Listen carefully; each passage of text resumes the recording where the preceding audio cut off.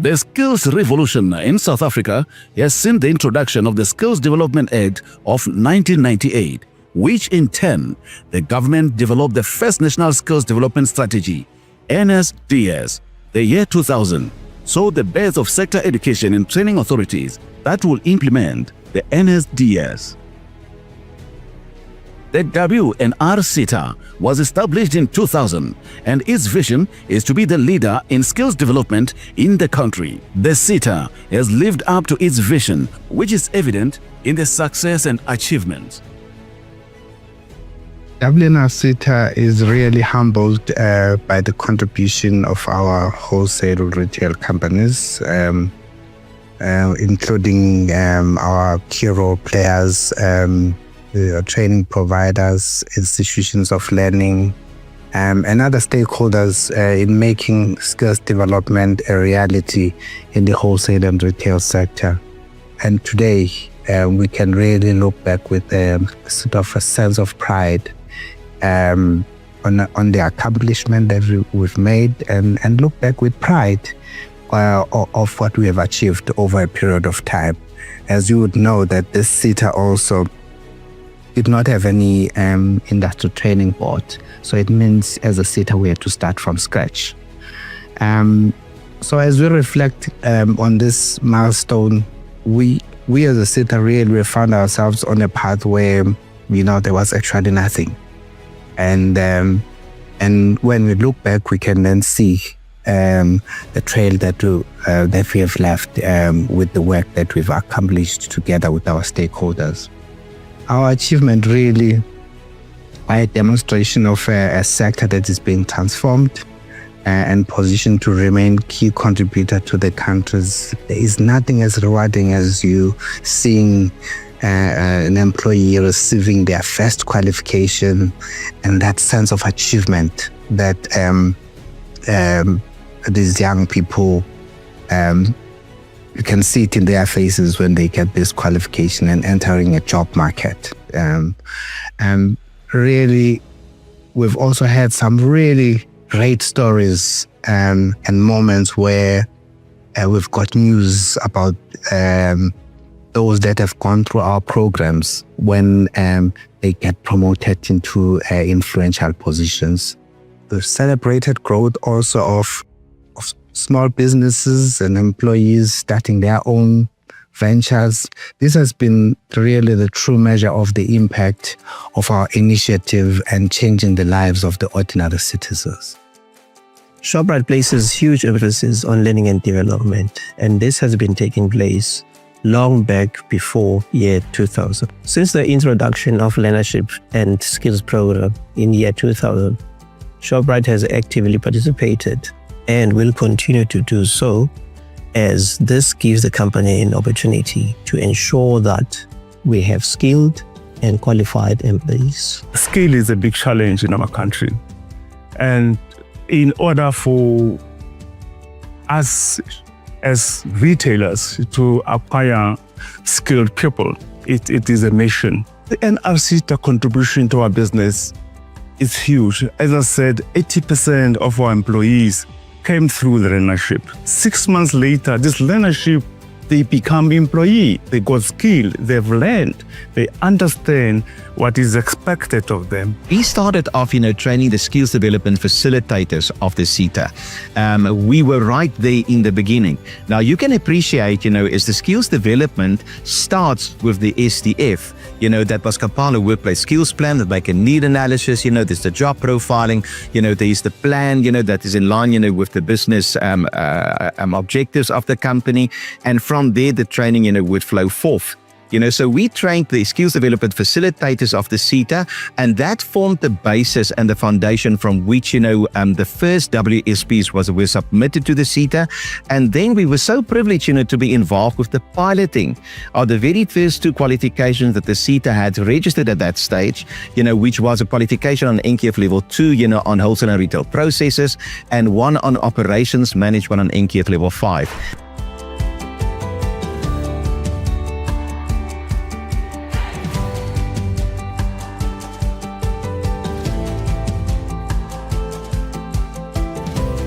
Really, this program started in 2009, 15 years. And I wasn't here at the time, and the pioneer of the program, Mr. Dihole, was really at the core of this particular program, the board at a particular point in time.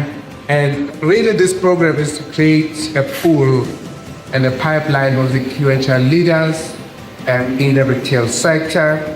But what is also grateful and nice about this program is that you've seen a number of beneficiaries of this program getting into their own businesses, moving up the ladder, and we're dealing also in the retail sectors. So there is really a return on investment on the program. And our slogan in the organization is that we're moving from good to great together, and I think we really living that. Thank you very much. The W&Rseta launched this as a pilot program in 2011 and 2012 and aimed to create a pool of qualified managers. We have approximately 2,000 shopping centers and malls across this country and employ approximately 4.5 million people in retail. South Africa, with its diverse and dynamic retail sector, contributes 15% to our GDP.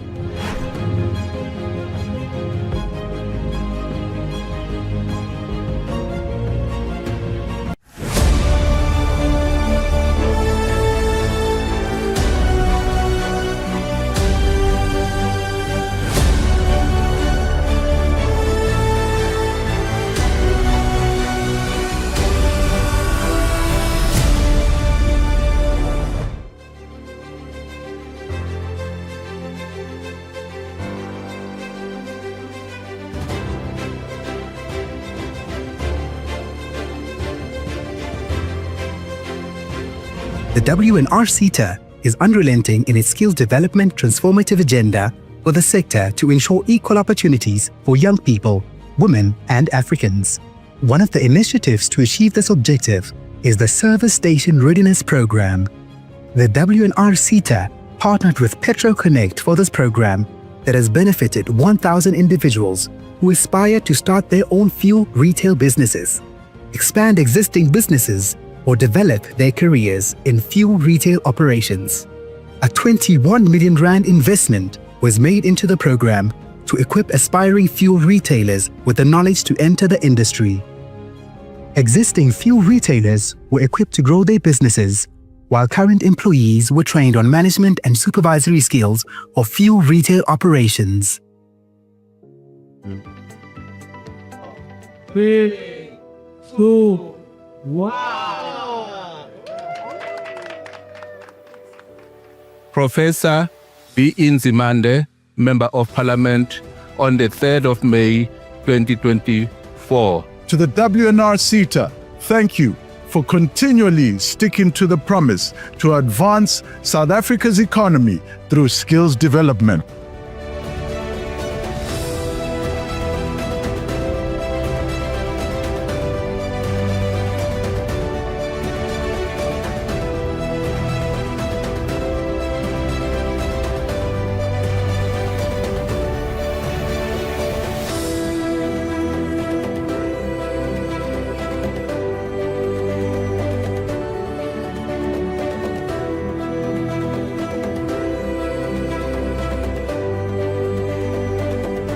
As a SETA, really, we are committed to responding to the needs of the sector, and we are looking forward to continue the skills revolution with stakeholders as we journey through the challenging and opportunities that lies ahead.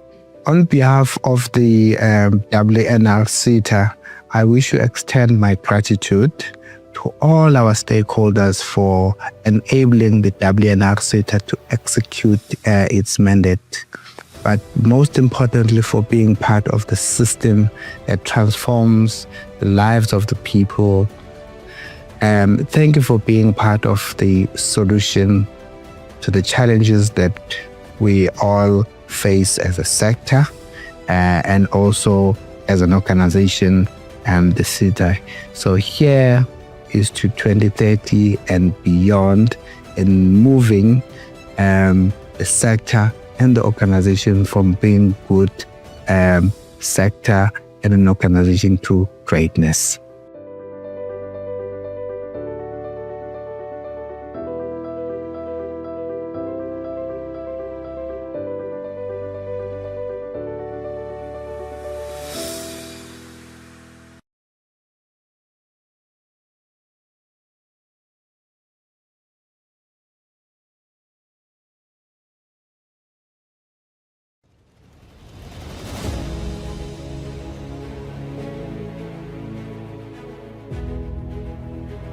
The skills revolution in South Africa has seen the introduction of the Skills Development Act of 1998, which in turn, the government developed the first National Skills Development Strategy, NSDS, the year 2000, saw the birth of sector education and training authorities that will implement the NSDS.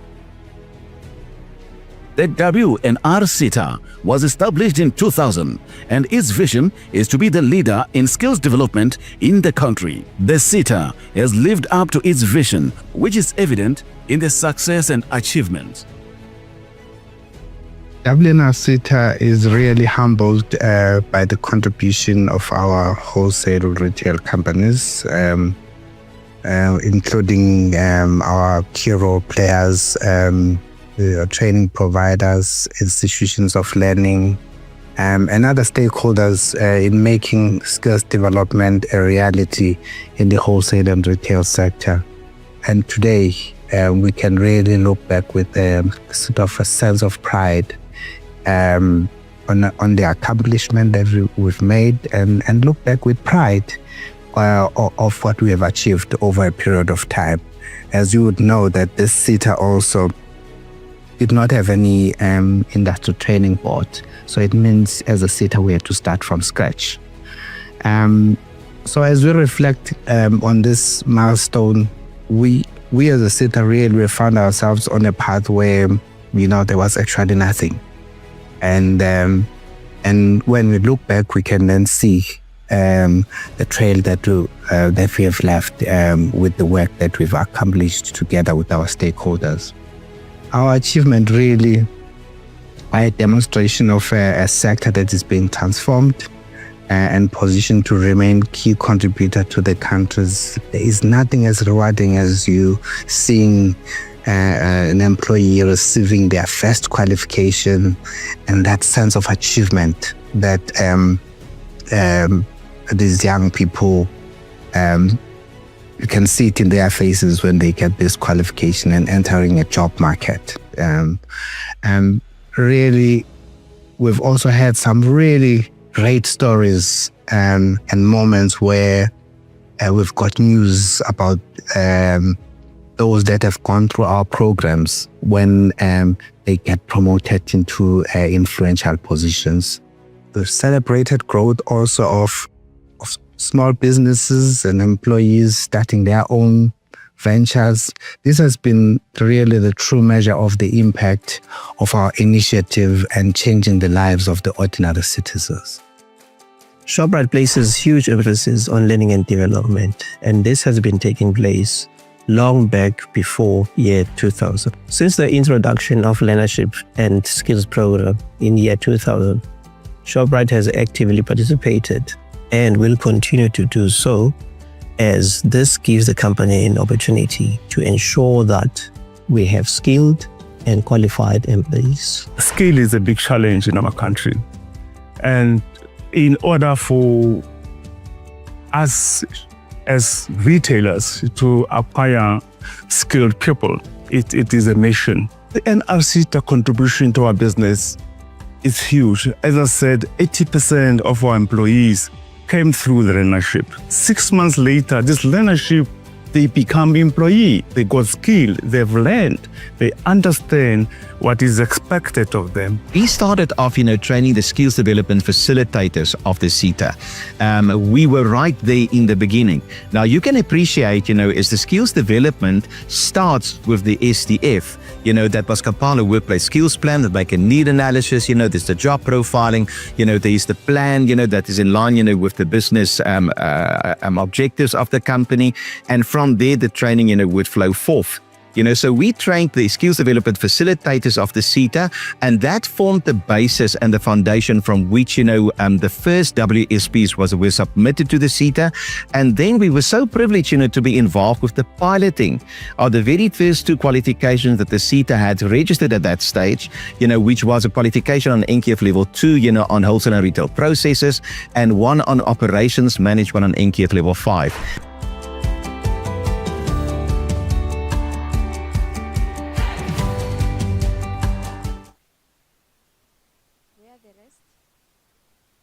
Okay, so my designers, where are my designers? They are my super stylish designers. Can we see the guys from the Chinese culture? Can we see you? Okay, so let's do this. We're gonna greet you in the different languages. So let's move on to Turkey. What do we say in Turkey?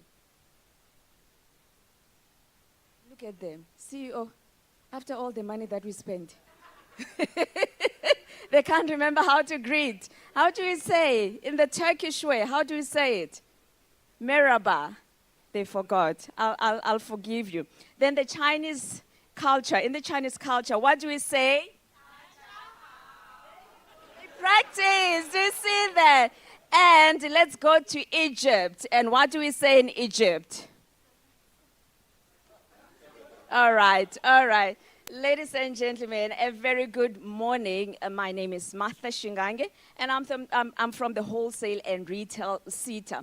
Thank you so very much for joining us this morning. As I look around the room and see all the different stakeholders, I see collaboration, and this is what collaboration looks like, and it's absolutely beautiful. So this morning, ladies and gentlemen, we're having a very important and a very special session for the W&Rseta, whereby we want to showcase, as you can see, the stage is looking absolutely colorful.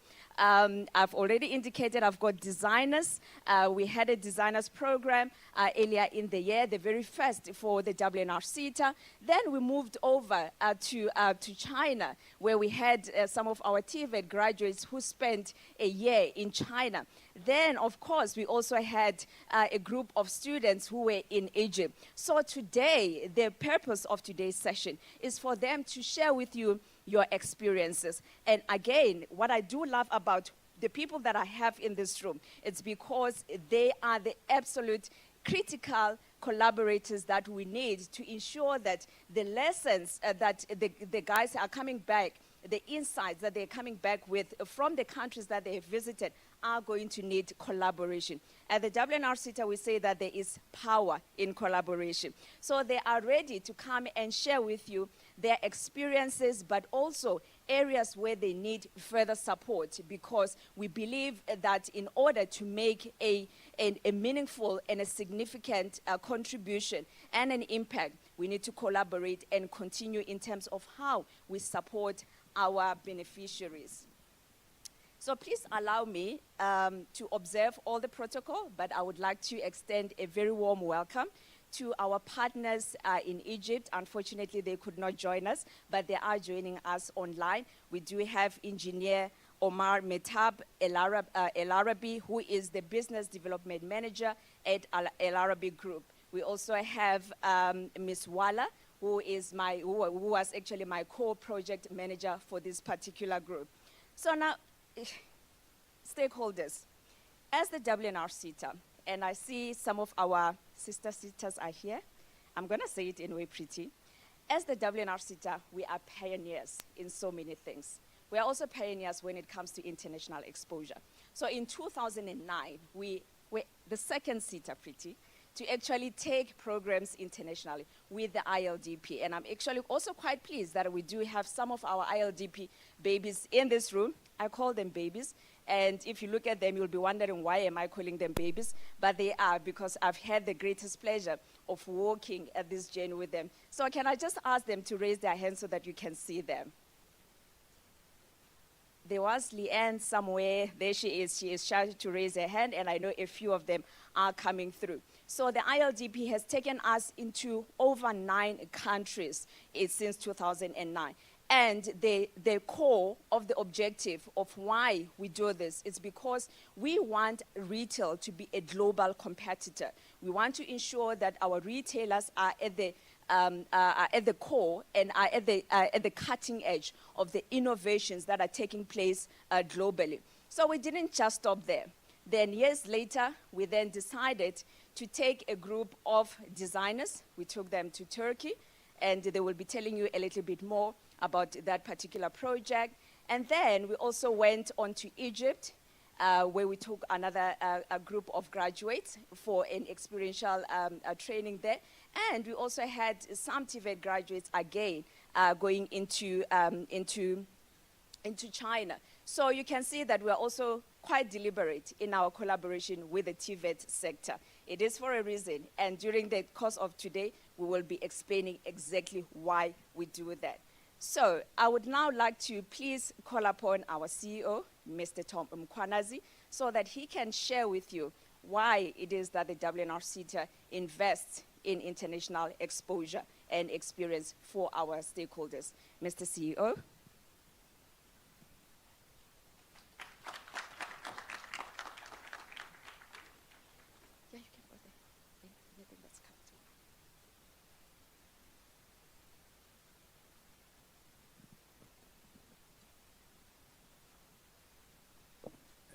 Good morning. Morning. Thank you very much, Program Director. I think for us, it's really an important day for W&Rseta, because it's important that when we allocate funding and we put money into programs, we then report back in terms of why we've put that money and what has then been the spin-offs into those particular programs. Because more often than not, as organizations, we just put money into the programs and then thereafter we don't look after what then has happened into those particular programs. So I think, firstly, that's the reason why we are here today. And when we want to keep in touch with those beneficiaries, because more often than that, again, in the country, we do spend time sometimes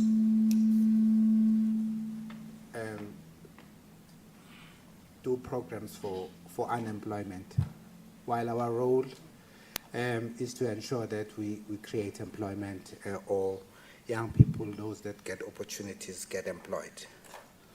I think Martha has indicated that we, as W&Rseta, we've always started, obviously, in 2009 with an International Leadership Development Program, and we've benefited over 500 senior and executive leaders in our sector to really go and get experience and come back into the country. Some of them have started their own businesses, and some of them have been promoted into various positions where they are. But when we do these programs, we do not just go there just for the fun of it. What we then also do is that we then go out there and see what are other opportunities that are available for the country and for the retail sector. So I think after that, we then had another program, I think it was a ZTEC project, where we went from the highest in our sector to what we call the lowest, although in our sector we say small business is big business. So I would say lowest because of how, as a country, we look at informal traders or informal, while it is a sector that really is important for us to build to what is called big business. So we then had a project where we looked at about 120 informal traders that we took them in to experience how businesses run in Kenya so that they can try and learn and come and implement back. So for us, that's really, really, really important that we venture into international programs so that we can create value for retail sector and within the value chain covering sectors and occupation. W&Rseta, as Martha has indicated, believes in the power of collaboration to elevate the retail sector in South Africa, which to us has been a success. Behind this program is to address really scarce skills and develop suitably qualified workforce to grow our economy. The intention is to for this exposure of this program is to change the mindset. I was speaking to the young people out there and I was asking them, how was their experience in China? And they say it was hard. And I said, that's the point. We wanted that. We wanted that so that they can go out there and see that things are different out there so that they can then learn, because sometimes we're sitting here in our comfort zone in the country and we don't realize that there are opportunities. So I'm sure they have now realized how many opportunities are available. When I went out of the country for the first time, I met people that have never lived in a house where they can run around. I said, I'm no longer going outside the country, I'm coming back to South Africa. So, and I think taking and exposing people in that way really helps. We really want them to really broaden their horizons on opportunities in retail, and provide insight in best practices and cutting-edge innovations that are driving some of the world rapidly growing economies. E-commerce, for example, those that are going to e-commerce, I'm sure their minds are open in terms of what's happening in issues related to e-commerce. Further, the beneficiaries of these programs are presented with opportunities to create partnerships. So we don't expect you, when you go into these programs and say, okay, what then are you going to do for me when I come back? We expect you to look for partnerships in those particular experiences that we give you. With each other as well as with international counterparts, enablers, and collaborators, and increasing your networks. The program is also aimed to position retail as a carrier of choice by profiling the dynamic opportunities within the sector.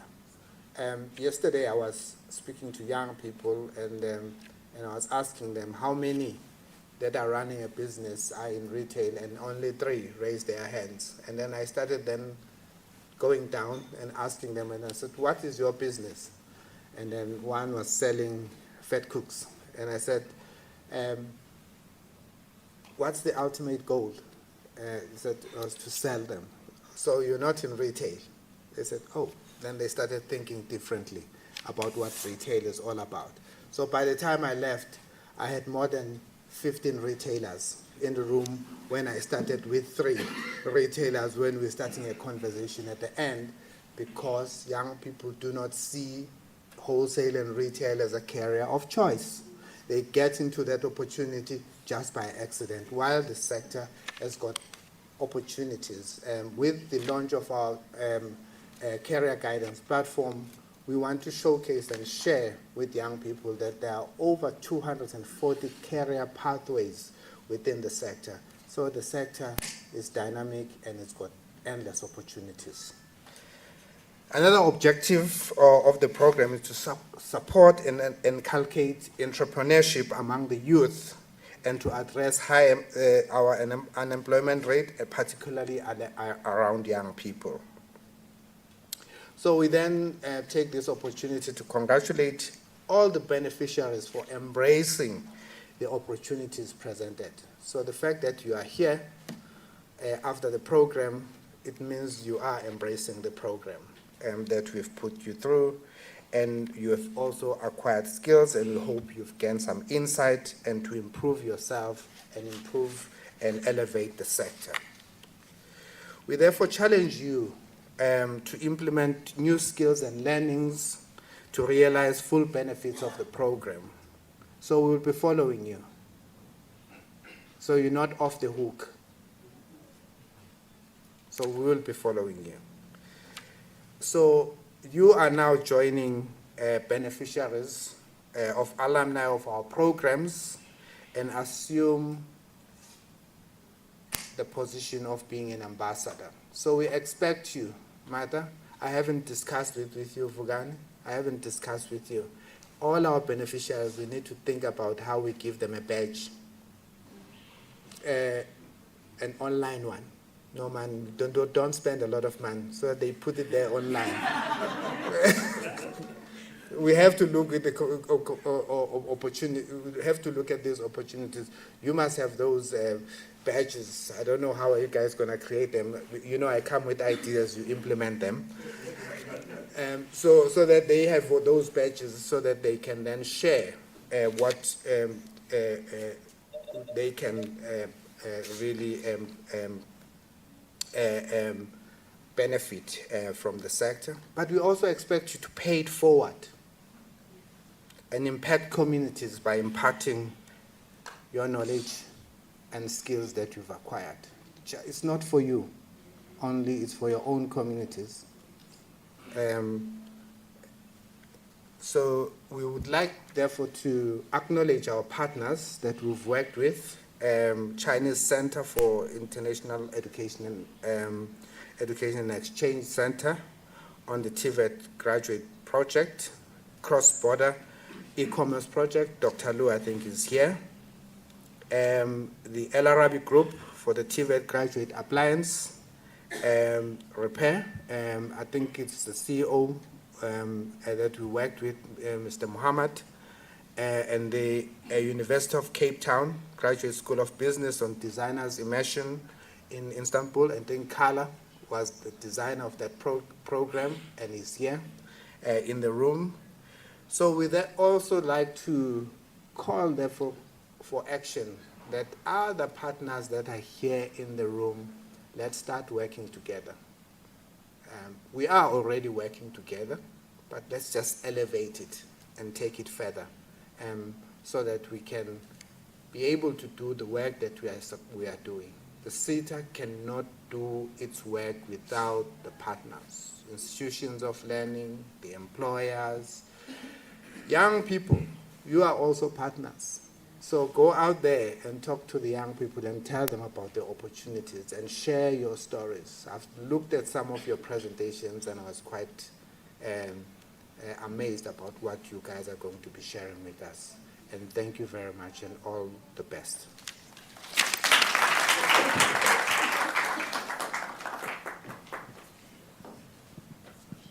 Thank you so much, CEO.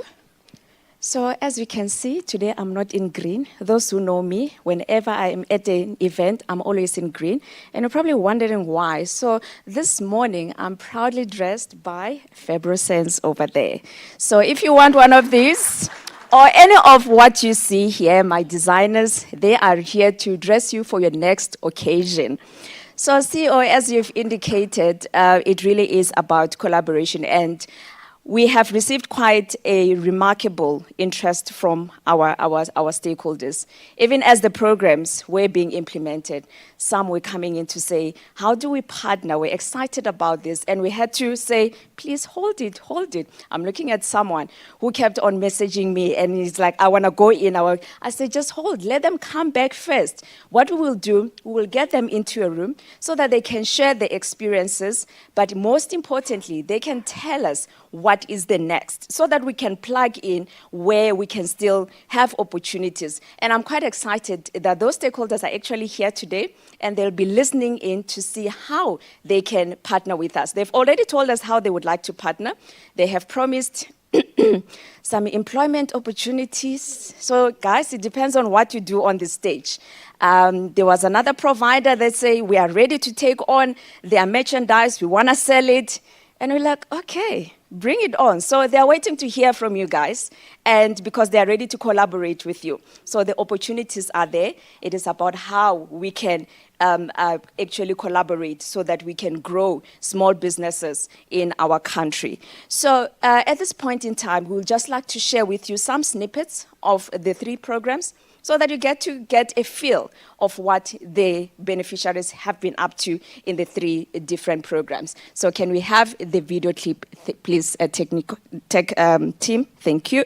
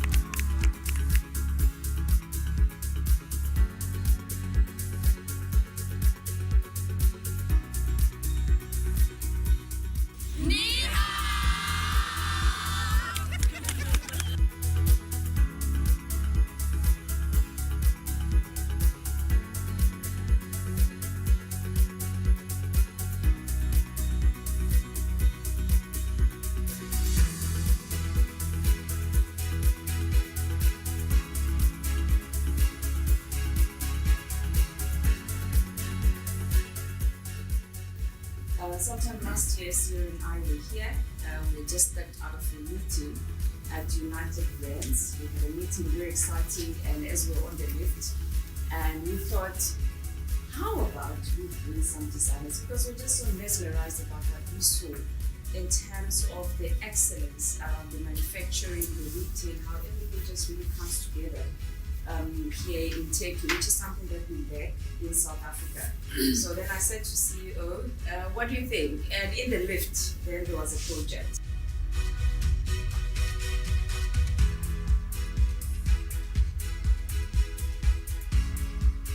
In terms of focusing on those that are in the fashion design space, because at the end of the day, you end up in rotation. Yes. You end up selling your stuff. So, and I've had a number of issues that ICO is grappling with in terms of how we can support the fashion designers in South Africa so that they can really do what they're supposed to do, because it's our work, it's skills development, to really support and ensure that you also get more people participating, and people see this as a carrier of choice. My name is Ole Bill. My company name, brand, House of Ole, based in Johannesburg. We specialize in wearable art. Bespoke is our thing. Bespoke is in tailoring. Hello, Lizzie. My company is Yatsa Fashion House, and my brand is Yatsa. We are based in KZN in Port Shepstone. We also specialize in ladies' wear, ready to wear. My name is Londega Rutile Zindaba. I am the founder and designer at Maloney. I also do ready to wear, and my aesthetic is that I always put my name on it to ensure that you know what you're wearing. Hi everyone, my name is Sandisi Masibogo. I'm the founder and the creative director at House of Flavor Science. So House of Flavor Science is we do ready to wear, and we've got a styling department. So with the ready to wear, we have our own prints. We develop prints which are inspired by different cultures in South Africa, and we use just like play different bits as well, because I don't want to box myself in terms of saying I'm just doing African fashion alone, we do fashion. So remember, this is the also a learning for us. And do not think that we are the only ones that are learning.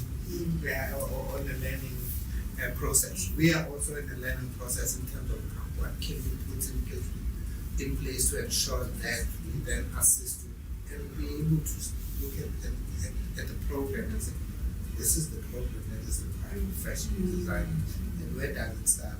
We need to know the beginning and the end.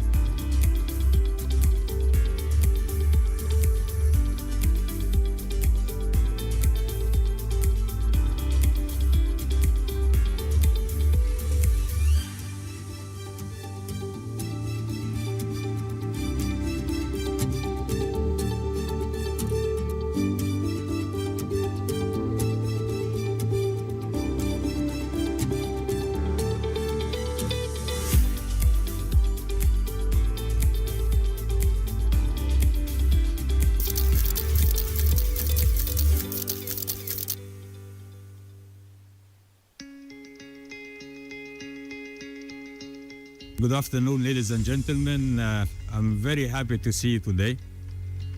My advice to you is start immediately implementing what you have learned.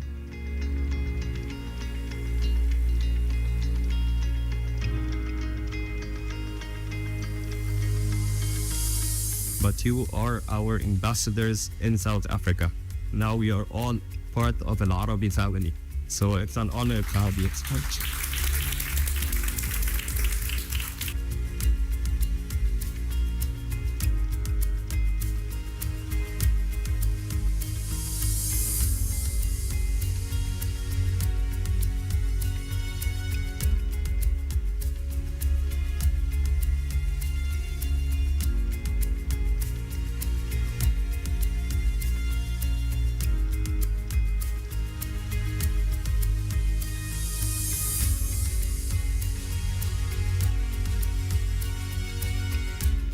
enjoyed everything, especially the going, the outing.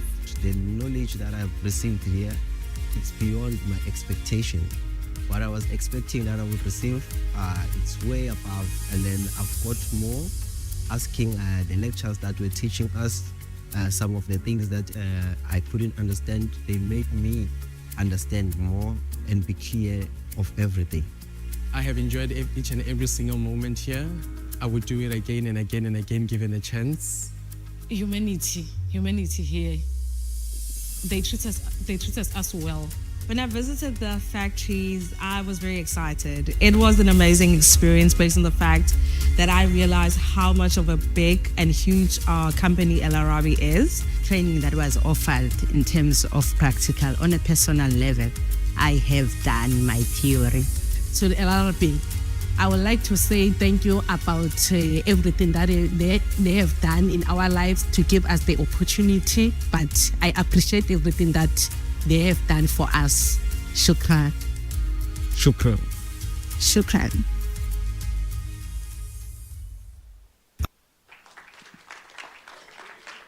Such beautiful learning moments and experiences. I could hear the excitement. It brings back some beautiful memories, doesn't it? I think it does. So there you go, ladies and gentlemen. From Cape to Cairo and every other continent, the W&Rseta has been there. And there's still a whole lot more to come. So now, can we move over to China? So in May 2024, we took about 86 South African young TVET college graduates. We took them 30,000 kilometers away from home into a very unfamiliar territory, and they had a great learning experience. So the W&Rseta partnered with the Chinese Culture and International Education Exchange Program Center for the TVET College Cross-Border E-Commerce Program. And I would like to welcome on stage Dr. Lu, who is the director from the center. Dr. Lu, you're welcome, sir.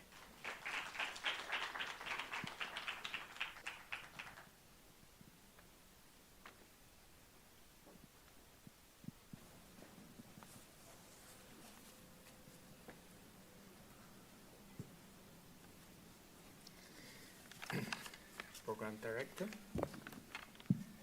the official from Department of Higher Education and Training, and CEO of W&Rseta and the COO, Mr. Shuba from W&Rseta, and the colleagues from international partner country, Turkey and Egypt, the distinguished guests from Ilaba, and also Turkey delegation. As most important is our students and the representative of South African TVET College, distinguished guests, all stakeholder representative, good morning. Morning. 早上好. Our students. It be appreciated and honest to address you today at this very important occasion, where we reflect on this milestone of W&Rseta International Exchange Program, share experience, and look here with a collective vision of innovation, inclusion, and impact. Today's gathering is celebrate what is possible when a purposeful partner for the thinking stage and the energy of youth people intersection to build a strong and global integrated skill economic. My presentation including two parts. And I will invite our colleagues from Chinese Culture Center for a program overview. And that's another part for me also important is our future plan. Please, Mazi. Good morning, everyone. The program that we're going to reflect on today is the result of a strategic and transformative partnership between the W&Rseta and the CCIEC. At the heart of the initiative was a bold yet clear objective to equip 100 TVET graduates from South African colleges with the technical entrepreneurial skills required to thrive in the e-commerce and digital economy sector. Through these collaborations, students were immersed in a practical, future-oriented curriculum focused on online management, digital marketing, cross-border trade and international e-commerce, business development and entrepreneurship in the retail space. CCIEEC, in collaboration with various Chinese enterprises, provided a robust learning environment that combined classroom-based theory with real-world business exposure, allowing students to grasp not just the mechanics, but also the global mindset required to succeed. This program is particularly significant because it responds directly to the global shift in retail that demand a digital-first, borderless approach to doing business. We are proud to report that the impact of this program has already begun to materialize in a tangible way. A number of students have been identified for employment within the Chinese enterprises in China, a remarkable achievement that reflects the caliber and global readiness of our South African graduates. Several student groups had initiated the setup of their own online businesses. The exposure has broadened the horizon of our graduates. Many now understand not only how to participate in global trade, but also how to lead innovation locally through digital tools and platforms. There has also been valuable cross-cultural exchange with our students learning to navigate diverse business environments, a skill that is indispensable in today's interconnected economy.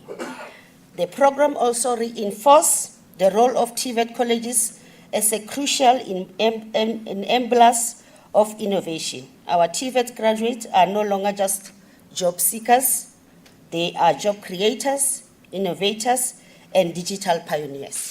Thank you.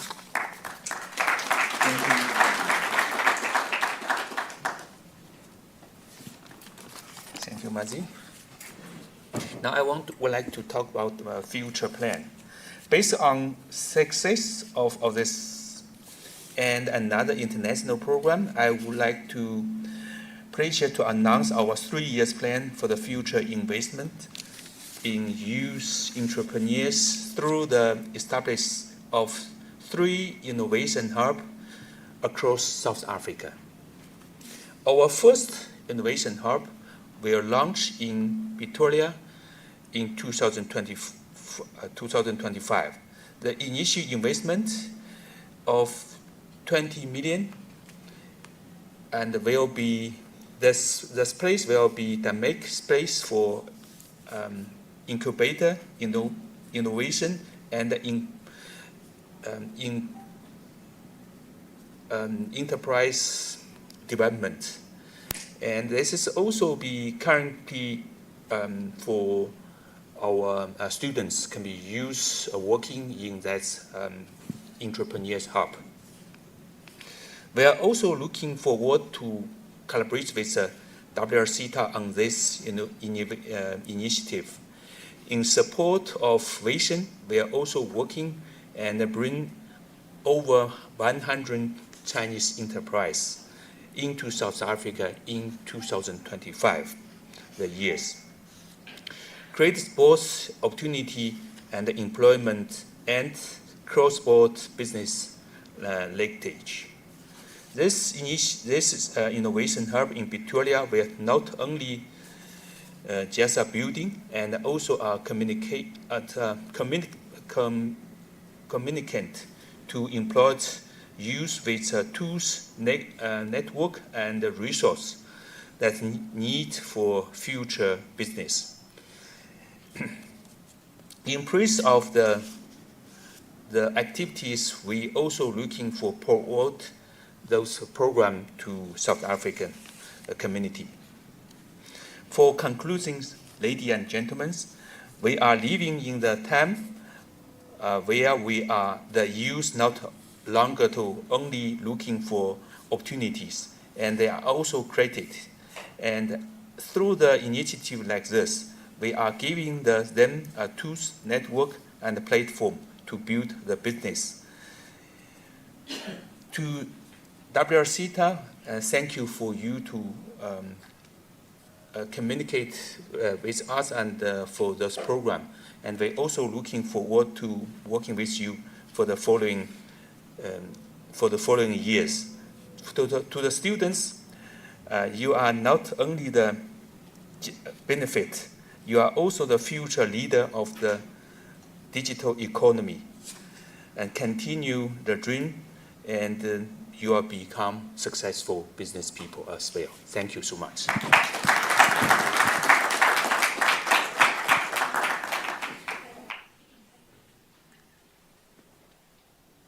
Shishi, Dr. Lu.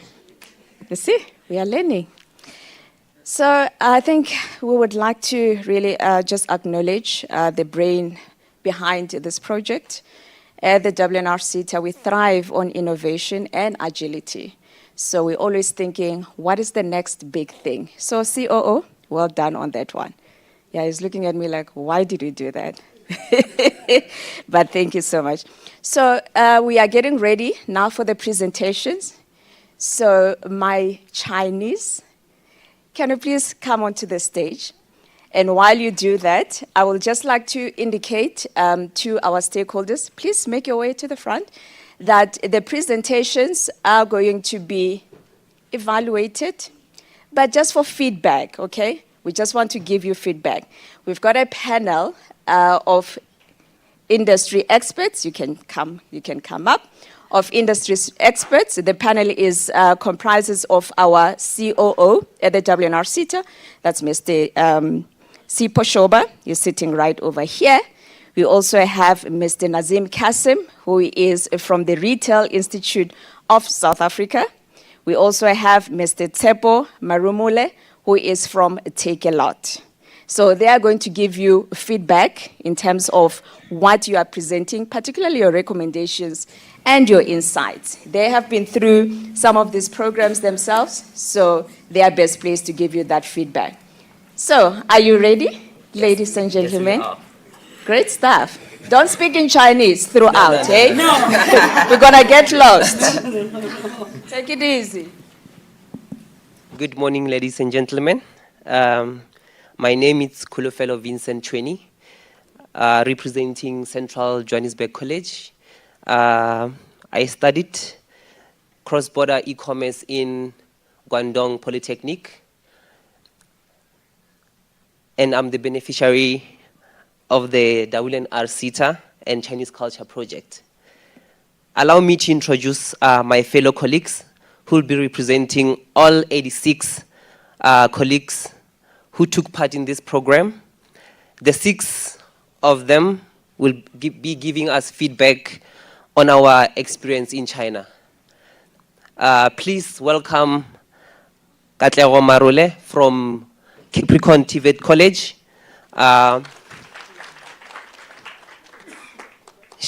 We studied in the same college in China, Guangdong Polytechnic.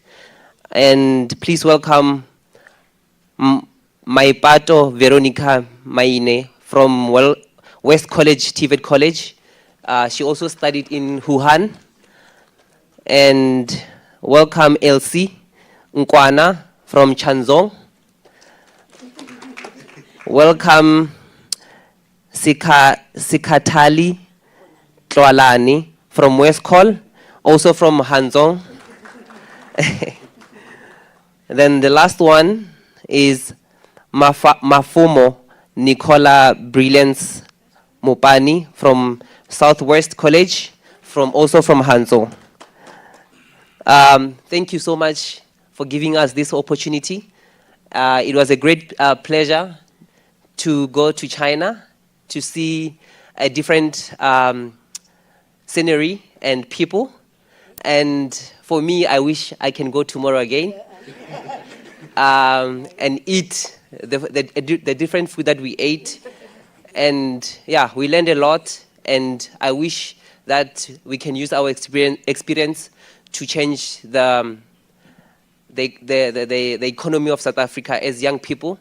As you know, that we have a large percentage of unemployment, but with the experience that we have from China, I think we can do better as young people. Thank you and welcome, Katlego. Good morning, ladies and gentlemen, all stakeholders, my colleagues, the sponsors, our future employees, our business partners. My name is Katlego, as my colleague mentioned, and I will be giving feedback on our general experience in China. Okay. On industry knowledge and academic insight. We students gained valuable insight into global e-commerce trends and Chinese business practices. Training covered digital platforms, cross-border trade dynamics, and how China navigates the e-commerce landscape. The program offered strong theoretical foundations in modules such as digital marketing, logistics, entrepreneurship, equipping students with the knowledge to thrive in e-commerce. Basically, everything is fast in China in regards to everything. Practical training. We used major platforms like Alibaba, TikTok Shop, and simulation websites. Internships at various manufacturing companies provided exposure to different e-commerce operations. Though some students noted limited hands-on experience on logistics and shipping, as many Chinese stores relied on third-party logistics providers. In regards to cultural immersion, living in China was both exciting and life-changing. We appreciated the hospitality from Chinese people, the rich culture and the technological advancement in cities like Changzhou, Hangzhou, Guangzhou, and Wuhan. Adjusting to a different work and social culture was initially very challenging. However, our resilience and adaptability abilities helped us settle in and learn from the differences. Excuse me. In regards to personal growth, the experience strengthened us, gave us resilience, independence, and the ability to work in multicultural teams.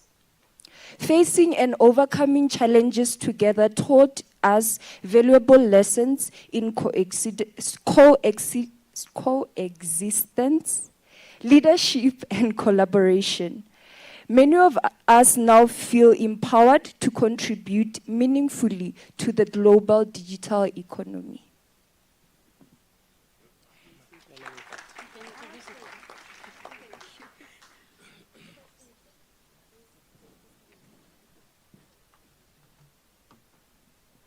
Good morning, everybody. Our stakeholders, the Chinese culture, which is our bridge to China. And I saw Mrs. Matsileng, I was like, we are back from China. That's the first thing. And to Mr. Liu, which is the bridge to China, Hao. And to everybody who's here, everybody that we went to China, I'm very proud of us for us making it back in one piece, because China was a lot, but China was good. So the main point that I'm going to represent here is what we learned in China and the main highlights. So what we learned, our program was divided into two, which was the theory and the practical part. So in terms of the theory, we learned the basics of cross-border e-commerce, what is it and how it started in China and why it's still growing in China. And also what we learned is basic Chinese. In China, we used mainly sign language.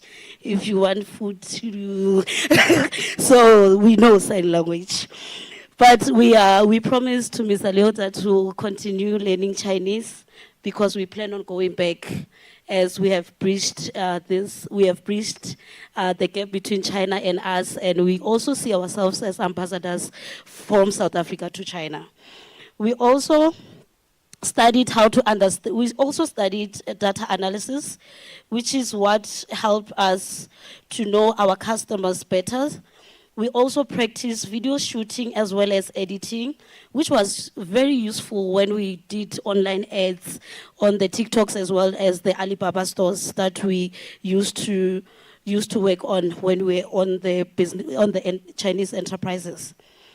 We also learned how to calculate shipping costs because many of the Chinese, they use independent logistics companies. So you have to know the prices when you calculate and put them in Alibaba. So you have to do that independently.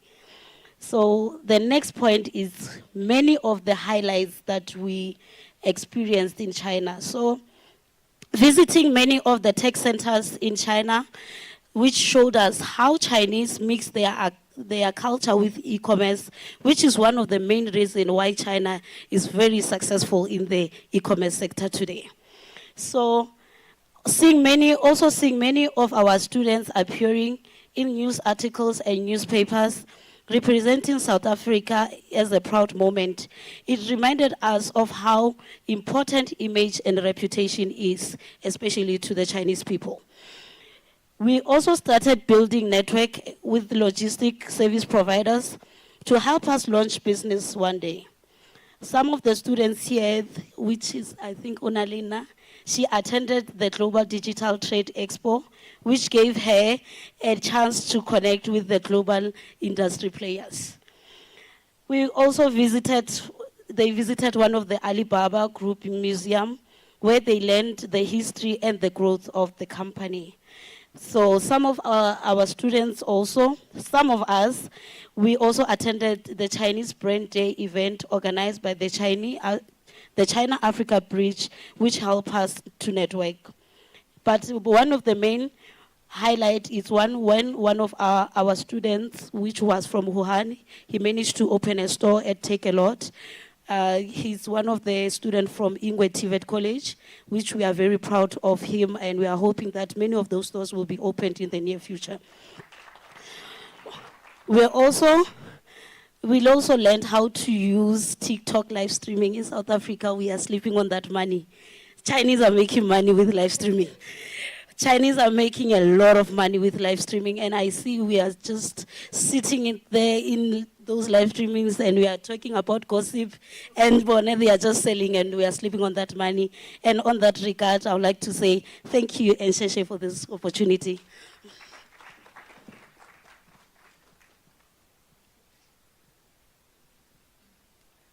Dajahao. Ojao, Nkwana Mamani Elsie. It's an honor to stand before you today as we celebrate the unique bond between South Africa and China. A bond strengthened by education, trade, and cultural exchange. As South Africans who lived, studied, and interned in China, we were not just visitors, we were ambassadors of our nation, bridging two vibrant cultures. On the part of growth and the progress, we took a bold step into the unknown, whereby we learned the new language, culture, and how to use chopsticks. Whether we interned at e-commerce giants like Alibaba and studied at top universities, we gained skills that shaped us. Now we are returning home with the real-world knowledge. Where we are headed, career and business path.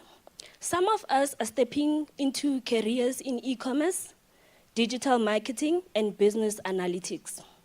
While others, we are also planning to look and start our own businesses, apply lessons we learned in China. We are building on a strong foundation to make a real impact back home. No matter our path, we are committed to using what we learned to uplift our communities. So we have 5 practical ways we are planning to use e-commerce skills. Whereas number 1, we are planning to do live shopping. On live shopping, we are planning to sell local crafts via TikTok and other social media's live streams using our own language. Number 2, we are planning to do use global platforms, whereby we list products from South Africa's farmers, designers, and on Amazon with a made in South Africa brand. We plan on digitalizing spaza shops, whereby we use QR codes for payments and other to digitize informal markets. Number 4, we also plan to use social media insights, whereby we use Facebook, Instagram, and data to identify what township customers really want. On number 5, we're planning on opening digital hubs, whereby we set up youth-led centers to teach e-commerce and digital skills in our hometowns.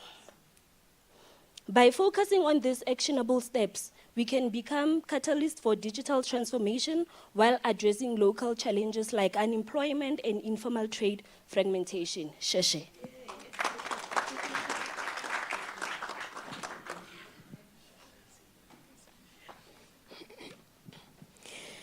Greetings to you all, our leaders and stakeholders of this wonderful program that made our lives a total change. All right, so I'm a live streamer, I talk a lot. I'm very sorry, but I'll try to be very short. All right, what practical lessons and advice for the next group? Not everyone is meant to be an entrepreneur or an employee.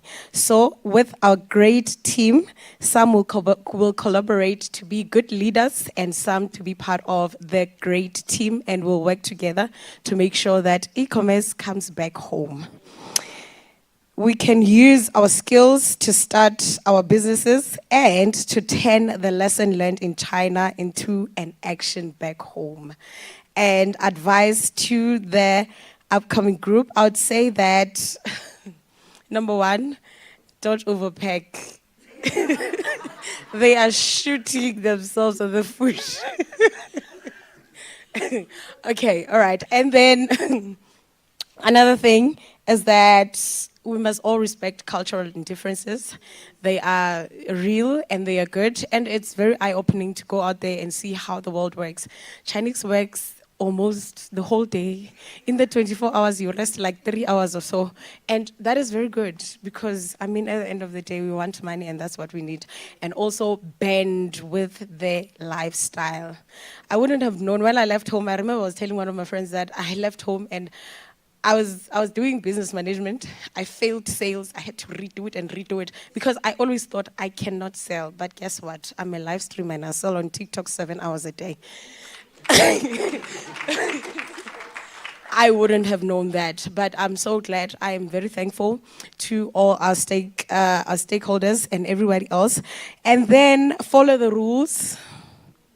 Yes, follow the rules, ignore distractions. There are a whole lot of distractions. I think South Africans, we have that mentality, when we're a group, you can do whatever you want to do. But in China, it's a whole different level. So please follow the rules and make sure that you grow and focus on what you came there for. And use WeChat to access the key suppliers. Like we have perfumes, we have hair, we have iPhone.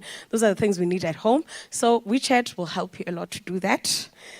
And network, ask questions, build social media presence, and sell if you can.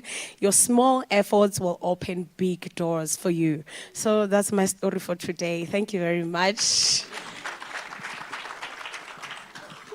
Good afternoon, leaders, management of the W&Rseta and the Chinese culture and all stakeholders involved.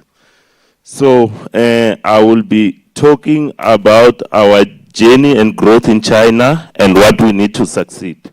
So, but before I got further, I think my colleagues and I forgot something when we were writing about the Chinese culture things and stuff. So maybe Dr. Lu will help us. I don't know what it means, but every time they do like this, so I don't know what it means. I don't know the meaning of it. Sorry, I think this thing is not working well. Sorry. Okay, so 1 year ago, we left our home, our comfort zone, and went to a country which we knew nothing about. So, as you may know that there is that mentality to say that you cannot go to China, China is bad, China this and that. So, but as we went there and went into the culture of China and everything, we started to learn how Chinese are doing things. So Chinese, as they were saying, they are very observant of their culture. They celebrate everything there. So one thing which they use there is they have the business mindset. So as we might know, in South Africa, if we have, let's talk about Take a Lot, which is a platform in South Africa. If you want to join Take a Lot, you say to Take a Lot, I want to be your service provider. You will have to explain to your history or who among your grandfathers was a service provider of that nature. Yes, it's correct. You have to explain who is coming from in your family, who knows that thing well. So that is the mindset of the South African economy when it comes to business. When you get into business, people want you to have a track record of that kind of business. So yes, but when you get into China, you contact a person. So they do it like this. So when you go to a WeChat and add a person who is a seller, who is running a business, the first thing the person will do will say, hello, I'm a seller, I sell this, and send you the price list without asking. You don't have to ask. So business people, they train themselves like that. So when you get to contact a person, he takes you straight to business. He doesn't want to hear about your family and everything. Not like in South Africa. So I'll be continuing. Okay. So, yes, we went into China and learned, as you can hear, as I'm speaking now, we have come back wiser. We have learned something which can help bring back to this community. So we went there and learned about cross-border e-commerce, how the cross-border e-commerce can help to make when it comes to job creation. So we have come back ready to launch businesses and other things which in many fields which can help the South African economy grow. As we all know that the South African economy is sitting almost, the youth are almost half of the youth, they are not employed at the moment. So what we have discovered also about China is that most of the people in China whom they say were they no longer in the unemployment level, they are or resellers. Let's take for example, on my left there are many products which are listed there. So here in this room maybe we can be among 50. So let's say this, if every one of us can take a contact of what is listed there, each and every day, and you post it that I'm selling this for this price, how many people will be reached by that? So if ever South African businesses can cooperate with some of the graduates and everyone in the economy to say that they open doors for everyone to be resellers of their products, we can happen to alleviate the unemployment that we have in our country. Because our country, people are unemployed because the businesses are creating, entrepreneurs are creating their products and they are selling them on their own. They don't deal with redistributors. So almost half of people who are business people in China, they are redistributors of products. So if ever we can implement the redistributors program where in big enterprises, South African manufacturers, they collaborate with the youth of South Africa to sell what they are producing. I'm telling you, after 5 years, we can be almost half of that unemployment can be reduced.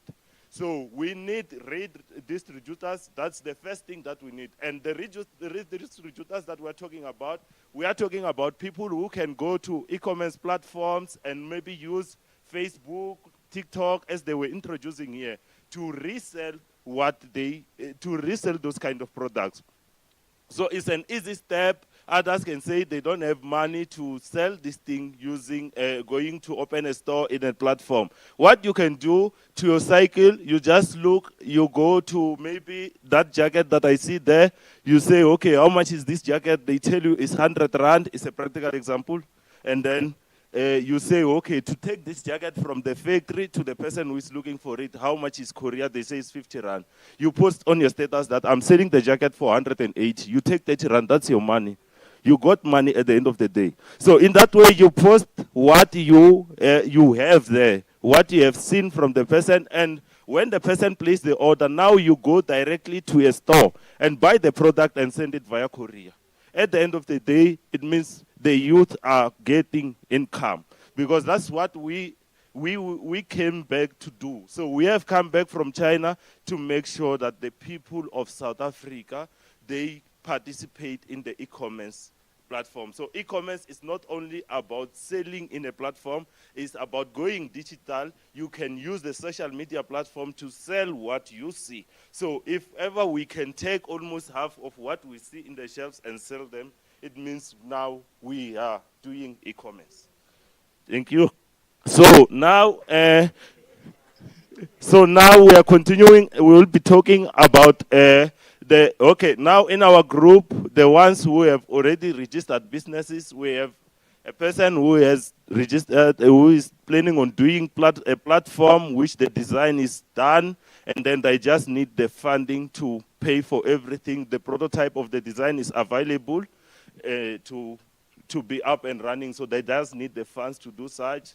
We have another one who is having a business where they want to do promotions of products. Let's say we talk about the products that we'll have there. I will be talking more about them because that's what I see now. So, yes, the products that we see there, and then the plan is to have a company that deals with marketing, with advertising, to say they help people promote the brands that they have. So that is the plan. And then the third one is here in the group, the one who was saying, I'm a live streamer. She has opened a company where she needs materials to buy materials in order to promote South African products which we have in the economy. So these are the businesses that we're talking about. So although you cannot introduce yourself, the first one is my project, the one of a platform.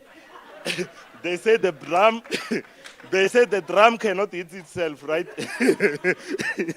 Yes. So in that way, we want support from the government and the companies and the W&Rseta to help us with incubation hubs and those funding, so that we can be able to make sure that the dreams that we have, they give back to the community, because the dream is to make sure that the South African youth, they get to participate in the global growing e-commerce economy. So everything can be sold in e-commerce. One can say, but this one is selling sweet. You can sell even sweet anywhere. Yeah. So e-commerce, it's available in the W&Rseta, and almost each and every SETA we can have e-commerce. So it means, according to what we have learned, we are saying that e-commerce is the next big thing that can help the South African economy to grow, so that unemployment can be alleviated. Okay, what am I missing? Okay, so now we are saying that we are not just participate in a program. We are future potential job creators who are ready to create job for the youth that we have here. So we didn't go to China to be in a program. We went back wiser and ready to launch something that can help the South African economy. Thank you. Well done, guys. Well done. Don't run away. Don't run away. Please take your seat because our panel will be giving you some feedback. Very ambitious. What do you think? I'm going to start with you, Nazim, and we can just pass on. Yeah, guys, well done. I mean, it was unbelievable listening to you guys. In my other job that I'm employed in full-time, our head office is based in China, so I get to deal with the Chinese almost every day. So I certainly applaud you for your trip and your learning. I think what you've learned is a skill that is probably one of the most the biggest shortages we have in this country. So certainly take what you've learned and use it well, and hopefully, you're going to get success. But I want to maybe take a minute, if I can, just to put into context the size of what we're dealing with here. The global world retail sales is valued about $30 trillion. About 20% of global sales comes out of e-commerce today, approximately. So that's about 6.8, about $7 trillion. Now, what's interesting is that China alone does, in the entire world, does 40% or 47% of that number. So China alone is already contributing to over $3 trillion in retail sales globally. And, that's massive. That's 47% of world numbers. Second is the US, which is down to about 11%. Now, the US does about $1.6 trillion. So South Africa, in context, our retail economy is worth about 1.4-ish. But our e-commerce sales are very low. Our e-commerce sales hover in about the 6% mark. And e-commerce for us is probably worth in about, 6-7 billion, in dollar terms. Now, the majority is coming off the likes of Takealot. So I think you've tapped onto something phenomenal. If you look at South African retailers, they're all struggling specifically on the e-commerce side because of late entry into the market. And I think you're bringing a skill to the market that is certainly in demand. Almost all retailers should be talking to you to come and join their teams and look at how you can expand on the e-commerce side. But I want you to think about what I've just said in terms of the numbers, because for us to get from the low 6% of our total retail sales to get to the sort of numbers we're seeing elsewhere in the world, you have to think about what's missing other than the ability to just start selling.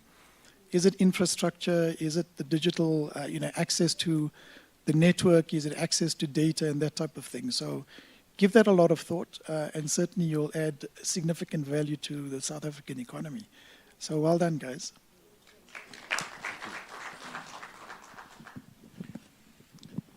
I think there's just two things that I must say I was inspired to hear. I think the first one was you no longer do live streaming to say what do you bring on the table. In South Africa there's that thing. I bring what on the table, but you now bringing business, which is the mindset. I think I'm happy with that. And secondly, your level of understanding of the e-commerce, it's really to a point where one doesn't really regret for having convinced my boss here, Mr. Mkonazi, that let's fund this program by partnering with Chinese culture. Probably we will contribute towards one, the learning of the new skills in the e-commerce space, and secondly, the entrepreneurial element that we needed to tap into, which is very key in addressing the issue of unemployment. So that awareness that you are sharing with us, that actually you came back with the attitude that you say, we're not coming to say we want to be employees, but you've got that particular entrepreneurial spirit that says we'll want to do our own e-commerce businesses. But from our side as Rseta, obviously we did this for the first time, and the output is very positive.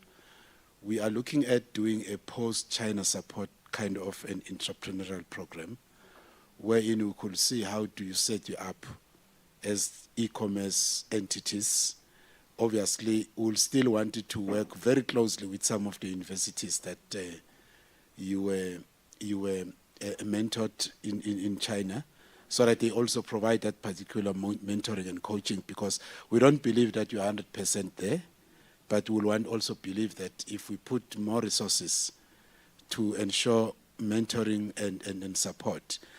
And lastly, Martha, the coloration, can you see how smart they are now? They think very quickly. They're already talking, our Turkish fashion designers, how the linkage is, which is very interesting. And I just happened to have a meeting with the head of Sub-Saharan region for Amazon on a day before yesterday, I think, yes. And in our conversations, then I happened then to mention you guys. I said, no, but we've got a group that has come back from China that we put into this particular program of e-commerce. Maybe there's something that I really didn't appreciate in that conversation, because the guy said, can you give me their numbers because I want to employ all of them? I said, no, I'm not sure whether they want employment from Amazon, but they might just want to start their own businesses and so forth. But then, as I'm saying, in one of your presentations, you said not everyone is meant to be an entrepreneur or the employee. Those of you that will not necessarily want to take the route of being entrepreneurs will want really to sit with the likes of Take-A-Lot and Amazons. With the skills that you have, obviously they will probably consider you in assisting them also in terms of the e-commerce, because you saw the numbers, they are very low in South Africa in the e-commerce space. So you are ambassadors and you are setting the trend. And as W&Rseta, we really want to find ways how then to go about supporting you in doing that. Last thing, the takeaway, which is you observe Japanese do the same, now Chinese do the same, and it is something that you also say you're going to be doing. There's nothing that makes you a success than keeping into your traditions and cultural way of doing things, than adopting the quantums of a foreign nation. So that is a success. You have mentioned it in your presentations that you are going to, rely on your cultural, a South African way. We are a resilient nation. We have got a way of doing things. So tap into that cultural and traditional norms and infuse it into your business. You will definitely go a long way. As we have observed with Chinese, I think Japanese do the same in production. When they're sitting at home, they cook. If it's a family of 10, that one is washing dishes, that one is peeling tomato, that one, they work in a production line. And now when they go into business, they don't leave that away and say, take that aside and say, no, this is what we do, traditional and cultural as a family. But they bring all those particular, cultural norms and traditions into business and do exactly that as well in a South African way. And you've got also a very good advantage, because China is, in terms of the statistics, they are the second biggest contributor in the manufacturing space globally. But some of their shortcomings, what I observed when I was in China, and when I engaged with some of the universities that were hosting you, did indicate that South Africans have got an advantage because of the language, because their biggest market is outside China, while they've got a huge market in China, but language barrier. So you are having that particular advantage as well, having learned. I think the establishment of the links with suppliers and manufacturers in China puts you in a very better position, that you are live streaming, you can have close to 20,000 items on your live streamings to sell. And definitely I'll want to be one of your employees in the future when my boss is enough with me.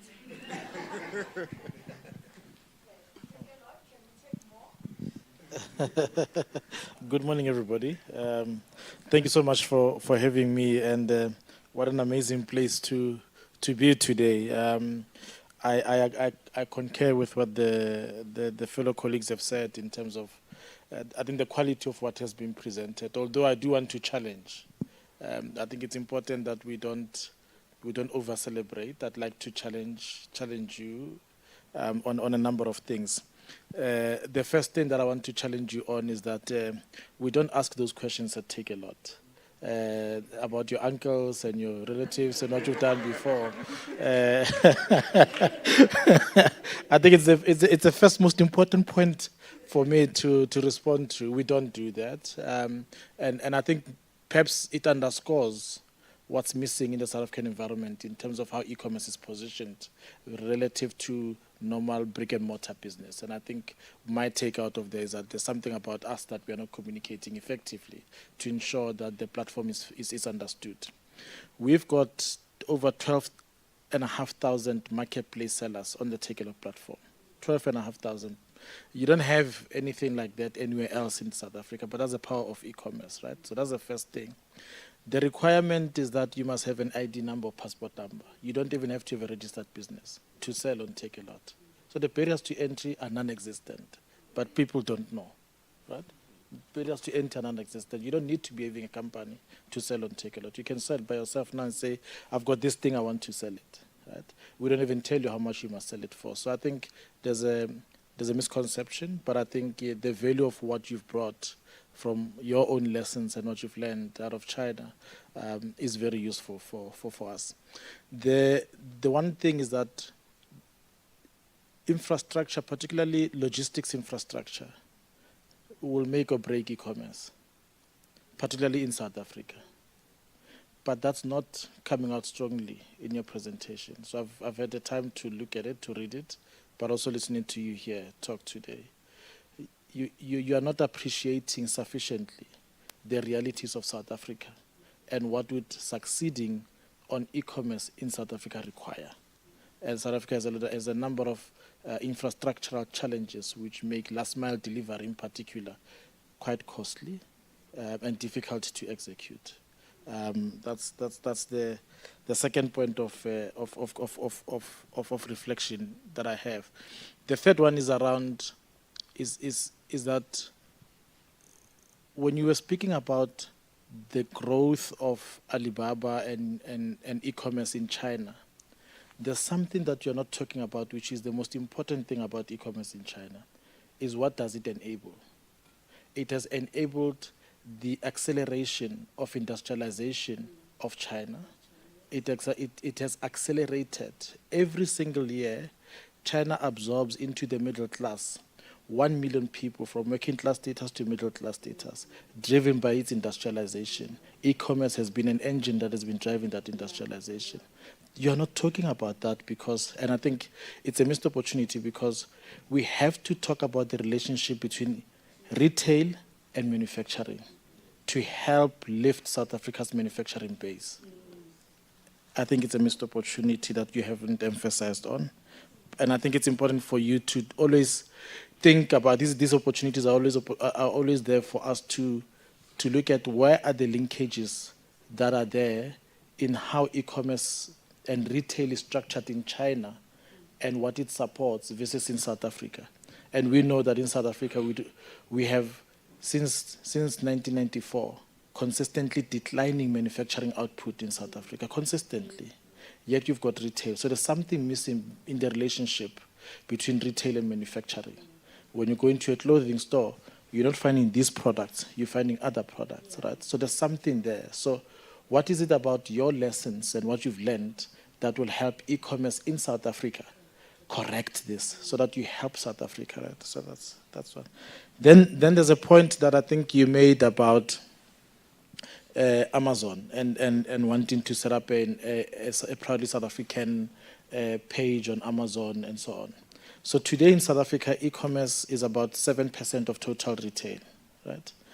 The point is e-commerce in South Africa has got so much growth to register, right? Cosmetics in South Africa, if you look at what exports out of South Africa into the rest of the continent, they are one of the categories that we export quite a bit of as South Africa into the rest of the continent, right? So you look at the role of e-commerce. I think it's one thing to think about global, and I think, yes, we must think about globally. But if you look at the AfCFTA, African Continental Free Trade Area, and you talking about e-commerce, what is it about e-commerce that helps strengthen intra-Africa trade? And how do you guys become champions of intra-Africa trade to expand our reach and our export into the continent before we even think about exporting to the rest of the world. Not that we shouldn't do it, but it's about understanding where do we start. And our starting point at all the time has got to be in our backyard. And our backyard is South Africa, where e-commerce is only 7%. In the rest of the continent, probably much lower than that, even lower. So I think there's a missed opportunity again. So like I said, I think there's been a lot of positive stuff, but as you know, a coin has two sides, right? Yeah. So I'm trying to present the other side of the coin, not necessarily to put you down, and I don't want you to be defensive, but it's just a thought of what are other elements that could be built up on what you've already presented, right? And then and linked to that is when you think of where we are with e-commerce, Takealot is by far the biggest e-commerce player in South Africa. Why would you think of Amazon and not Takealot? That surprises me. And not necessarily because I work for Takealot, you know, and I'm from Takealot, you know, but it's almost a reflection of what is your sense of understanding of the lay of the land today. Who are the competitors? Who are the players? Where are the low-hanging fruits? What is your route to execution that's low-hanging? The last point that I want to, or second last one is, I agree with you guys on TikTok. Do you know that TikTok is the most downloaded app in townships in South Africa today? Yes. It is the fastest growing social media. People are leaving Facebook for TikTok in the South African townships. Did you know that? Yes. And yet, I don't want to say the table, but we talk about the table stuff, but we are not thinking of commercialization, and that's not the orientation. I think that's the most powerful thing for me, a takeout from you, because it's a platform we're already using. I think for me, you have the possibility of helping us as South Africans think about how we understand social media. And then the last point, another criticism for me is, not a criticism, but I wish you could have challenged the wholesale and retail sector more, particularly around the hubs and the establishment of the digital hubs, because I agree with you. I agree with you, but I think you should have put the gauntlet right in front of the leadership of the W&Rseta. I think you should have challenged them with a 3-month plan, that we want this thing set up in 3 months, and this is what we think, and this is what it will cost, and then we want you as W&Rseta to have done it. Those are my thoughts. Thank you. With our help, he says with our help. Very, very happy to do that. We as Takealot will be happy to participate in that help. But maybe let me say, my parting shot is, if there are amongst you people who want to become sellers on Takealot, let's have a conversation today. And I want you to come back to the CEO, because next month your accounts will be live, active, and you'll be selling. And we will not have asked you who's your uncle.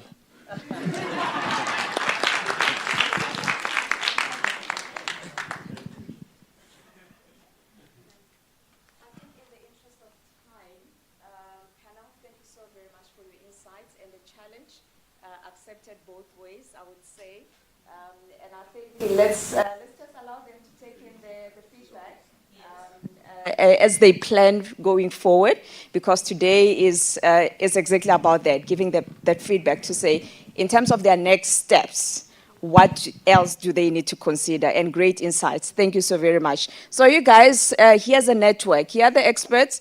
They are available. Nazim? You know you're on a permanent ROI. So they are available to you, and they are available to guide you through the journey. So use them. Okay. All the best, entrepreneurs. Well done, guys. That was absolutely amazing. Let's give them a round of applause, please.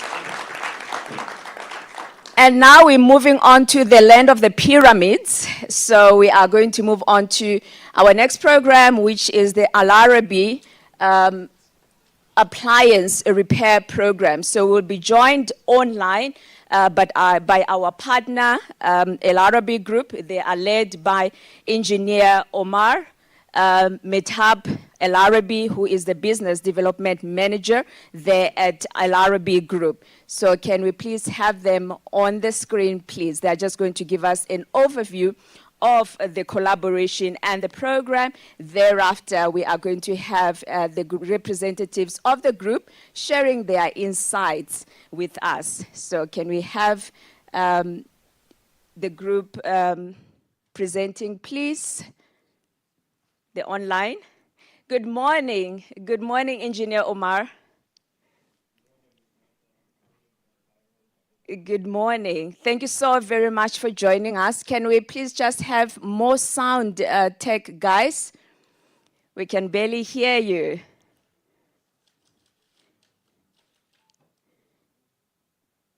Engineer Omar, are you ready? It's getting better. Let's get a little bit more volume, tech.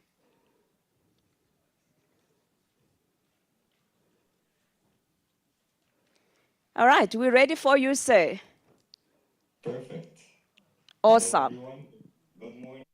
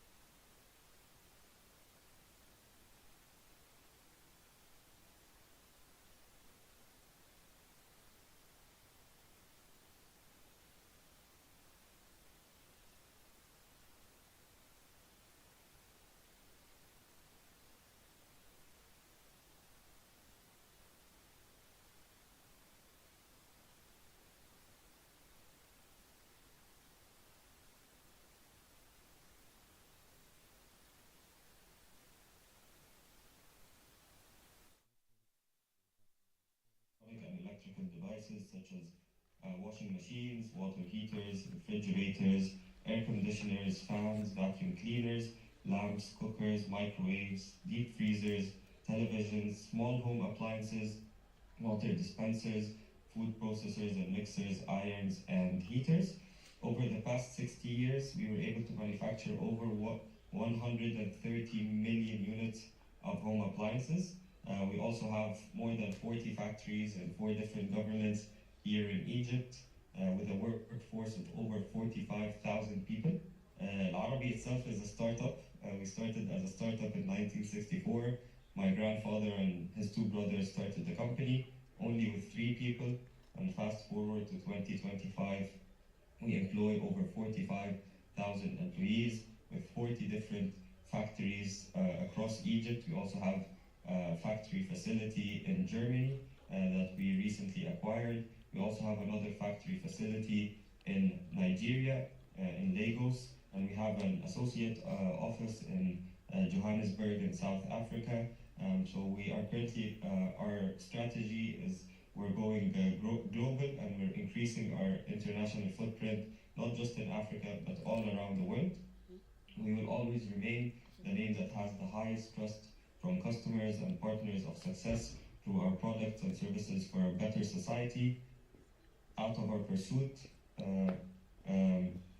to always be trusted by customers and partners through offering brands, products, and services for a better community. Our goal, our objective, our vision is always to impact and benefit the communities that we are working with, that we are surrounded with. Human capital and people are the real asset of our company. Our mission is to provide consumer electronics and appliances with the highest quality in both the local market and the international markets.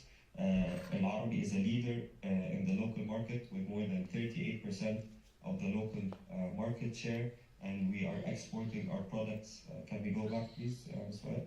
And we are also exporting our products to more than 60 countries around the world.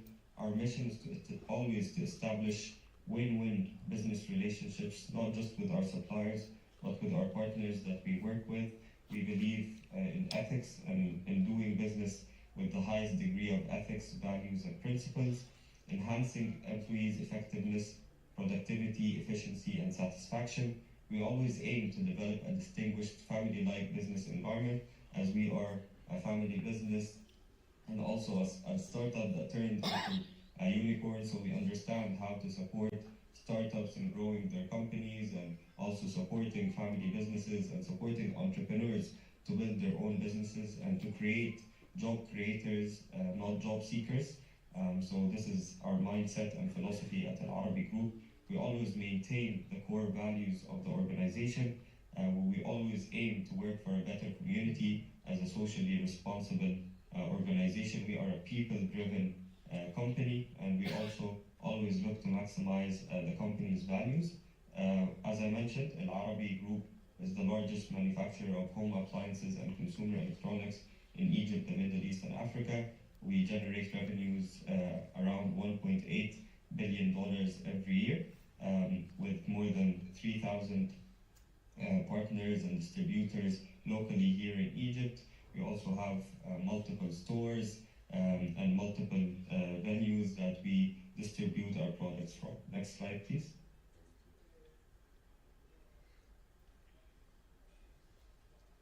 Next slide, please. This one. Okay.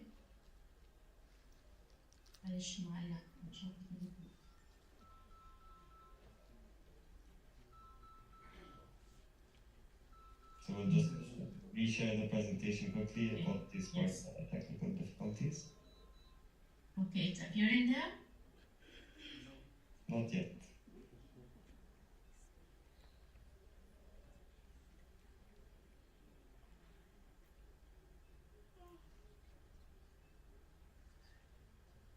Okay, here you go.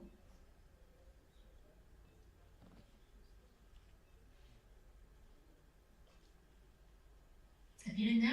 Yes, can we have it in full screen, please? Sure.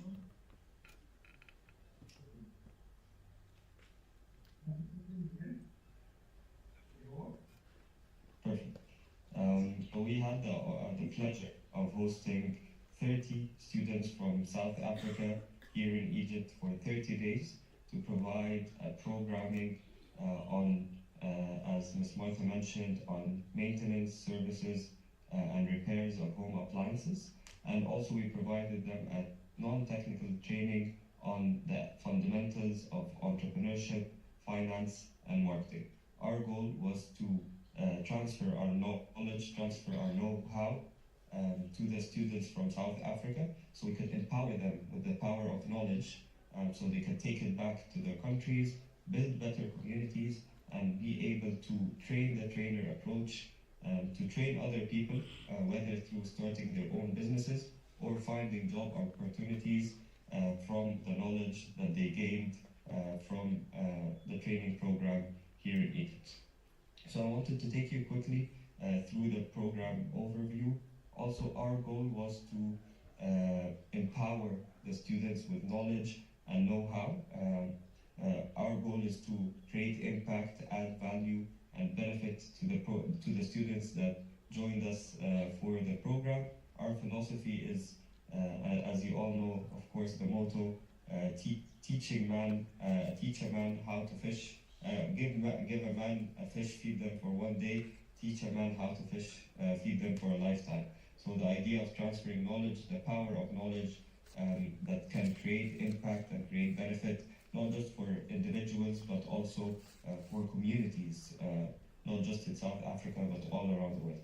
So the program started with an online orientation pre-program, where Al Arabi Group provided an idea to the students before they arrived to Egypt in a pre-arrival program on Egypt's weather, customs, cultures, traditions. We also gave them common words in Arabic so they can start learning them before they come to Egypt. And we also provided them with the program overview on what to expect, the outcomes of the program, and what to expect day by day during their time here in Egypt. Once they arrived in Egypt, we picked them up from the airport, and we also provided them with accommodation in Egypt. We also provided them with the plane tickets, the meals, the training program. It was an end-to-end program provided by Al Arabi Group. On the first day, they had an opportunity to visit our factories in Kwesna, which was a really successful day. We welcomed also the South African ambassador and the W&Rseta COO.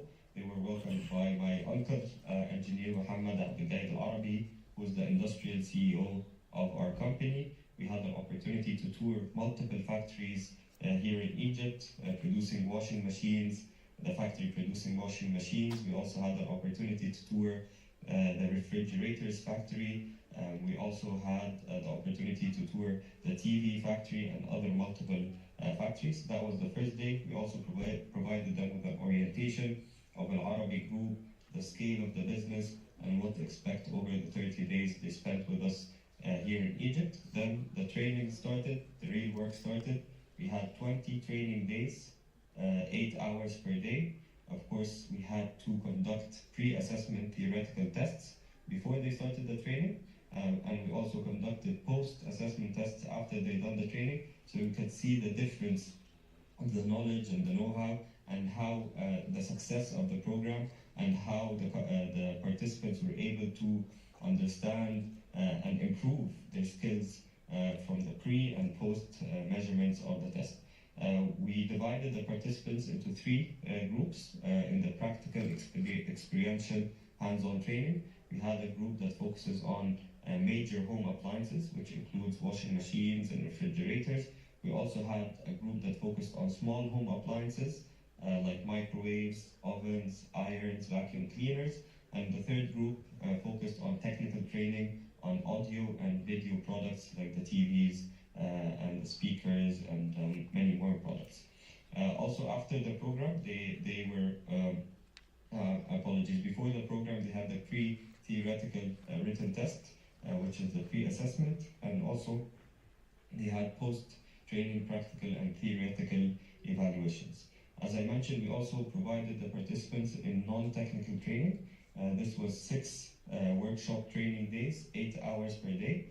We had the opportunity to provide them with the fundamentals and the basic knowledge of entrepreneurship, marketing, and finance. As I mentioned, our goal was to prepare the students and the participants to take the knowledge back to South Africa to either start their own businesses by leveraging the power of entrepreneurship, marketing, and finance, or to contribute and find job opportunities where they can also transfer the knowledge and the know-how that they were able to grasp here in Egypt. We also had workshop and case studies and practical applications. We always believe that the best way of learning is learning by doing. So every learning aspect we had and hands-on experiential practical aspect to the programming, so they could learn by doing not just the technical training but also the non-technical training aspect. And we conducted pre and post-training tests to measure improvement and success. Of course, we had to include a fun aspect in the program. So we had 3 days, I believe 3 or 4 days of the entire program where they were dedicated to sightseeing. Egypt, as you know, is one of the most historical countries with the most ancient civilizations around the world. I think two-thirds of the entire world's ancient civilization monuments are here in Egypt. So of course you can't come to Egypt and you can't come to Cairo without visiting the Great Pyramids of Giza. So that was the first sightseeing of the students and the participants. They had the opportunity to go and see the Sphinx, to go see the Great Pyramids of Giza, Khufu, Khafra, and Menkaura. And also the second sightseeing day, in the first sightseeing day, they also had an opportunity to visit the Grand Egyptian Museum, which was recently opened in collaboration with the Egyptian government and the Japanese government. Beautiful museum. I invite everyone, of course, to come visit Egypt and visit the beautiful ancient monuments of Egypt. That was the first sightseeing day. The second sightseeing day, they had the opportunity to travel around 150 kilometers from Cairo to Alexandria. Of course, we provided all the logistics for the participants to travel from Cairo to Alexandria. Alexandria was a city built by Alexander the Great, full of ancient monuments. Of course, as you know, in Egypt, we have 2 out of the 7 wonders of the world. One, which is of course the Great Pyramids of Giza, and the second is the lighthouse in Alexandria. So they had an opportunity to go visit Alexandria, see all the civilization and the traditions and the customs and the history that's in Alexandria, whether it's the Roman history, the Greek history, and the Egyptian history there. The third sightseeing day, they had an opportunity to visit Old Cairo and see all the ancient monuments here in Cairo. And then the fourth day, we had an opportunity where we immersed them into the Egyptian culture and tradition. And by the end of the program, we had a demo day where it was a closing ceremony attended by my father, Engineer Medhat Al-Arabi, who is the International Business CEO at Al-Arabi Group. We had the opportunity to hear the feedback and the comments from the participants, which was very, very positive. We distributed the certificates of completion. As I mentioned, we heard comments and feedback from the trainees, and we provided them with small souvenir gifts so they can remember this great experience they had with us in Egypt. Next slide, please. Sorry.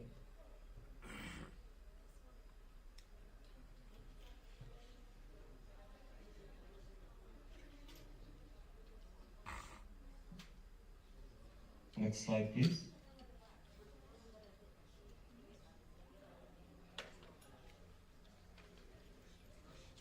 Perfect. So this is just a very quick pictures and photos from the welcome orientation. Of course, we welcome the South African ambassador in Egypt. This is also back. Can you go back? You're moving too quick.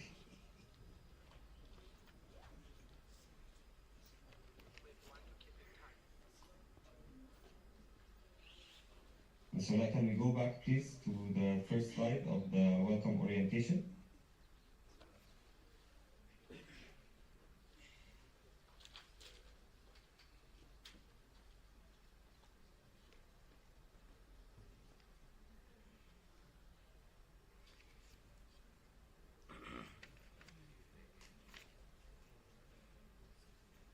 I don't know. There is a lack of time.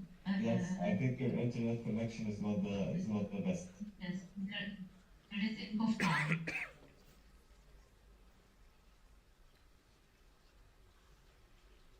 So can we go back 2 slides, please? Okay. Welcome orientation. So this is just an idea overview of the welcome orientation where we welcome the students to our factories in Egypt. Next slide, please.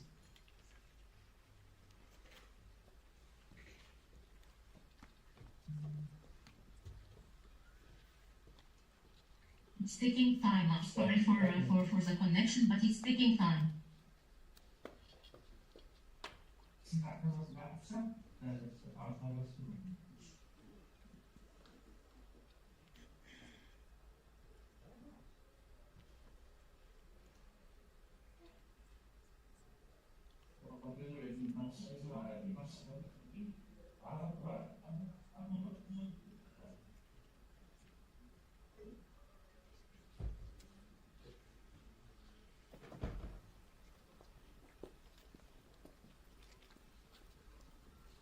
Perfect. So I think we're back on track.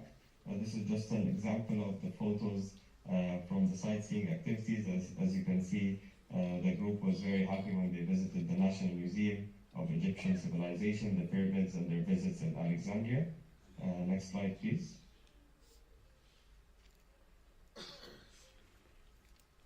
Also, this is just a quick example of the experience they had in the closing ceremony and the certificate distribution.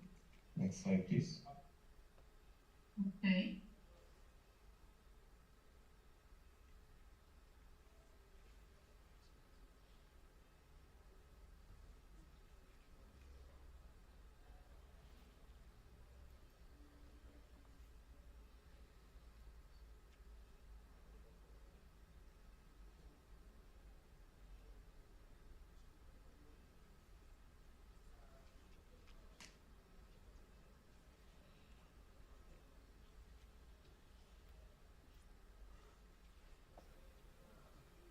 So this is also an example of the technical training and the non-technical training that they had with us here in Egypt, and we achieved an average satisfaction rate of 94% of all the students and the participants that participated in the training, non-technical and non-technical aspects. Next slide, please.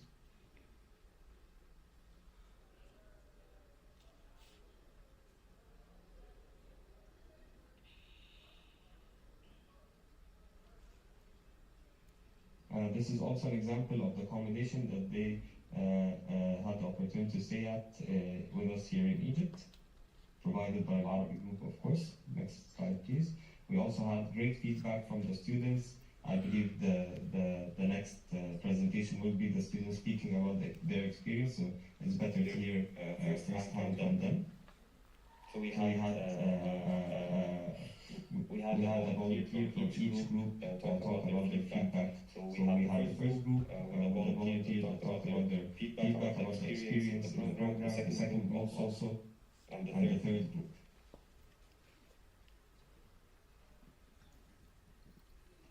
Of course, extended training for our students as part of our ongoing support for technical and vocational education and training students. We recently conducted a one-week extended paid training program internship for two top students, Zola and Rani, who were able to join our office in Johannesburg as interns. And this initiative aims to bridge the gap between education and employment by equipping students with the skills and knowledge needed to excel in their careers. So the whole idea is that the post-programming setup, we do not just provide programming and stop there, although we are able to provide job opportunities and internships for students that were part of the program. We transfer knowledge and know-how to the students to be able to impact the benefits and add value to their communities, whether they're starting their own businesses when they came back to South Africa, or seeking more opportunities for the knowledge and experience they were able to obtain in Egypt. As I mentioned at the beginning of the presentation, our philosophy is not to give a fish or a man for one day. Our philosophy is to teach the people how to fish with it so they can feed themselves for a lifetime. So the idea of training the training approach,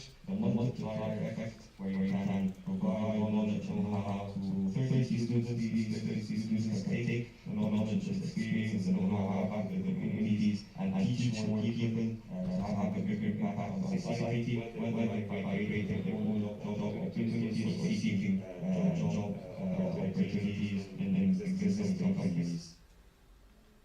Next slide, please. So the key highlight of the program, of course, the technical training and job support are key highlight. The training program equips students with essential technical skills. Some students are still engaging with Arabic engineers until they enhance job applications. Several students are already secured employment, showcasing program effectiveness and outcomes. Knowledge transfers to the future generation. I think this is our mentality and philosophy. Arabic is limited, contributing to knowledge transfer to new generations, including those in South Africa. This initiative helps building a skilled workforce that can provide innovation and growth. And of course, non-technical training or entrepreneurship was key and a key element of the program, which included laying the foundation of young students to embark on entrepreneurial ventures and get the opportunity to start their own businesses. This aspect of training encourages the students to think creatively and develop their own business ideas. We also have a future plan. We were very satisfied with the partnership with W&Rseta and everyone we collaborated with on this great program. We firmly stand and are ready to support and share our knowledge and experience as a key aspect of social responsibility. Our proposal for W&Rseta is to have a biannual TET program in collaboration, of course, with W&Rseta as part of our ongoing cooperation with the Policy and Retail Sector Education and Training Authority. We propose to repeat the successful programs to students twice a year. This initiative aims to provide continuous support for both technical and non-technical learning, ensuring that students are well prepared for their future future careers. Our key objectives of the program is to ensure that each session of our previous one offering progressive learning opportunities, comprehensive skill development, focus on both technical and non-technical skills such as entrepreneurship, soft skills, equip the students with well-rounded education, prepare them for various career paths, and of course we want to enhance our evaluation and W&Rseta. This was the first evaluation I had, and we look forward to many more. Strengthen the partnership with W&Rseta to leverage their experience, expertise, and resources, allowing all academic training tracks that will be available to our partners, quality management, market research, hospitality, and tourism campus like this. So those are the tracks that we all need preparing, focusing on hopefully the future that this is our strong suit of maintenance service affairs. We want to highlight our improvement training methodologies to ensure high quality of education, support employment and entrepreneurship, provide knowledge skills needed to support employment businesses, offer support partnership by learning and training programs. Just finally, the final slide, focusing on the idea of job training, workshop that we provided, course on track that we are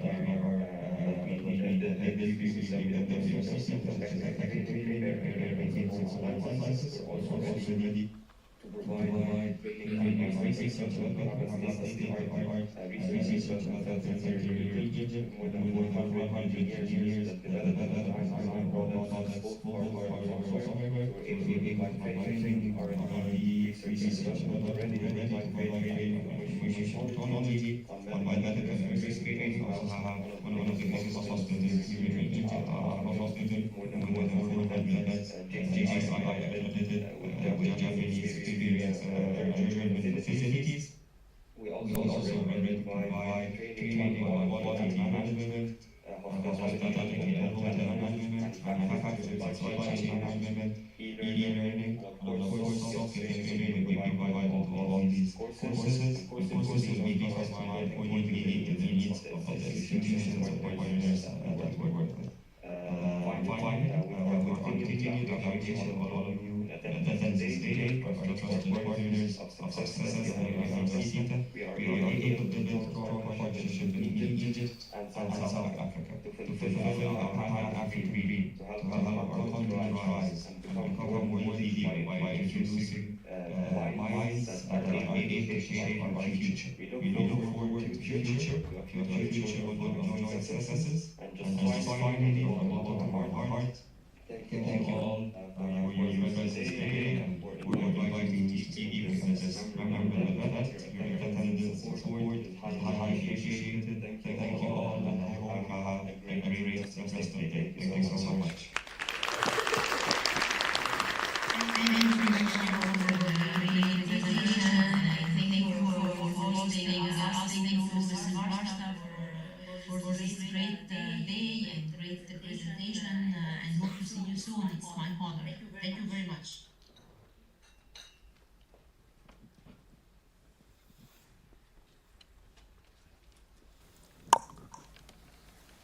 Good afternoon, everyone. Are the people tired now already? Good afternoon, everyone.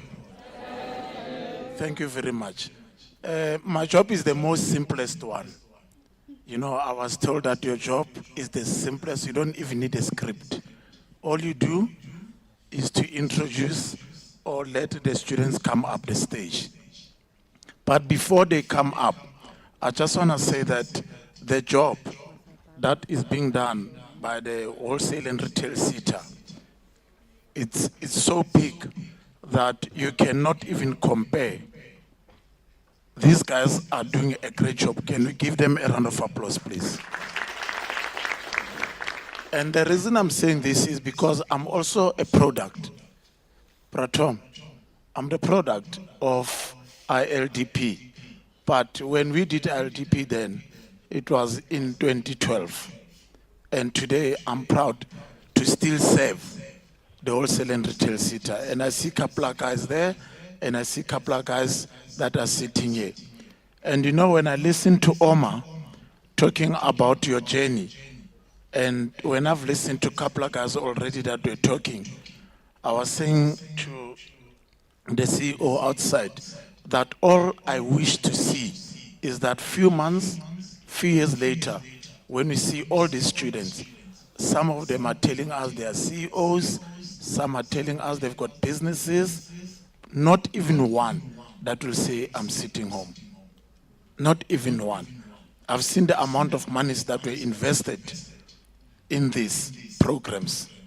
And I don't know if you have seen that El Arabai has been founded in 1964, and it is going strong each year. And if I were to share their annual turnover, I don't want us to fall. And it's a big opportunity for the students that went there, because I worked at some point, I worked at JD Group as a regional manager for their specialty retail in appliances. And I know exactly the amount of appliances that would come back for repairs. If you don't grab that opportunity, as we speak now, somewhere a kettle is breaking down. As we speak now, somebody is trying to iron, the iron is breaking down. Who's gonna fix it? It's you. Who's gonna fix it? It's you. Let us not throw away that opportunity. The previous group that came from China, you saw how energetic those guys were. The amount of energy we see in every single person here is amount of energy that we see in the output. Okay, so I take this opportunity to allow the group that went to Egypt to come upstairs and share their experiences with us. And I hope that those experiences are experiences that we are going to put into practice, because you've seen everybody's complaining about the youth unemployment. We're sitting at over 45%. We cannot allow that. And we cannot complain about the government creating jobs. Here's an opportunity that was presented to us. Let us grab that opportunity and run with it. Please give them a round of applause.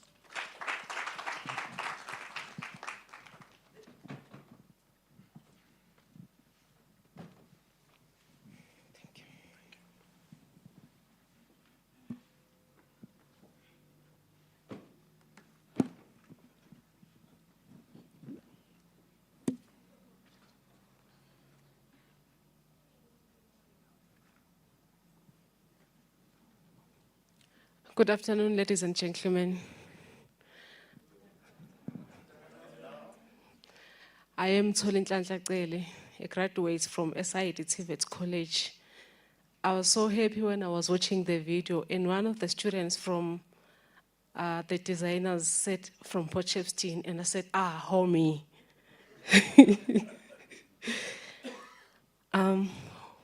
We're the group from Egypt. On the 19th of January 2025, 32 engineering students, graduates from various colleges across South Africa, including Tshwane North, Majuba TVET, Kangala, East Cape Midlands, Southwest, Gauteng College, West Call, Northlink, Egoroleni, Ehlanzeni, Mtashana and SID TVET embarked on an exciting journey to Egypt for an intensive repair program. The anticipation was real as we landed in Cairo, ready to dive into both countries' rich cultural history and the technical knowledge waiting for us.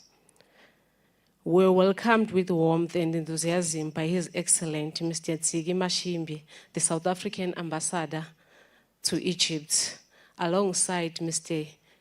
Mkhwanazi, CEO of W&Rseta, and Mohammed El Arabi, CEO El Arabi Group, our host and facilitating partner. That welcome was more than ceremonial. It lit the spark for a powerful month ahead. But first, we must acknowledge the brilliant minds who brought this program to life, Ms. Wala and Ms. Martha. Thank you for not only imagining this program, but building it with such care and heart. You planted seed in us, and we are already growing.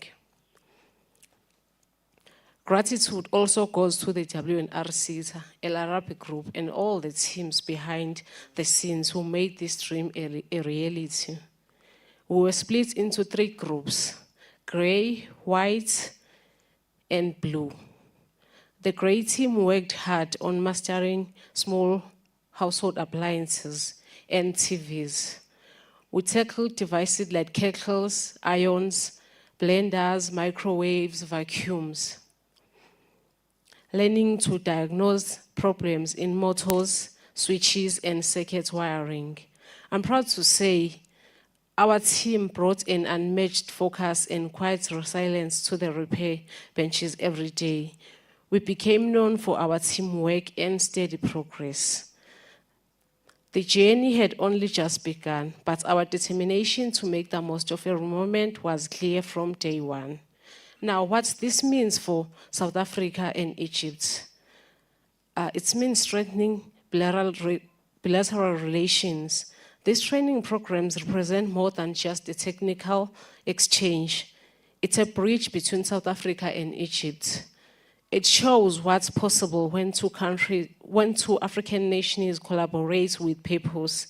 Egypt demonstrated its capacity to host, educate, and uplift talent from across the continent, showcasing not just its hospitality, but also its advanced industrial capabilities and commitment to regional development. South Africa benefited by gaining cohorts of young, skilled professionals who are now more globally aware, professionally equipped, and culturally enriched. This kind of partnership builds pan-African solidarity, fosters economic cooperation, and opens doors for future exchange programs, trade, and educational partnership between the two nations, skills that matter. On the technical side, the program gave graduates hands-on experience with diagnosing and repair both large and small household appliances, working with motors, compressors, thermostats, circuit boards, and heating elements, applying practical engineering knowledge in real-world and industrial setting. Shukran.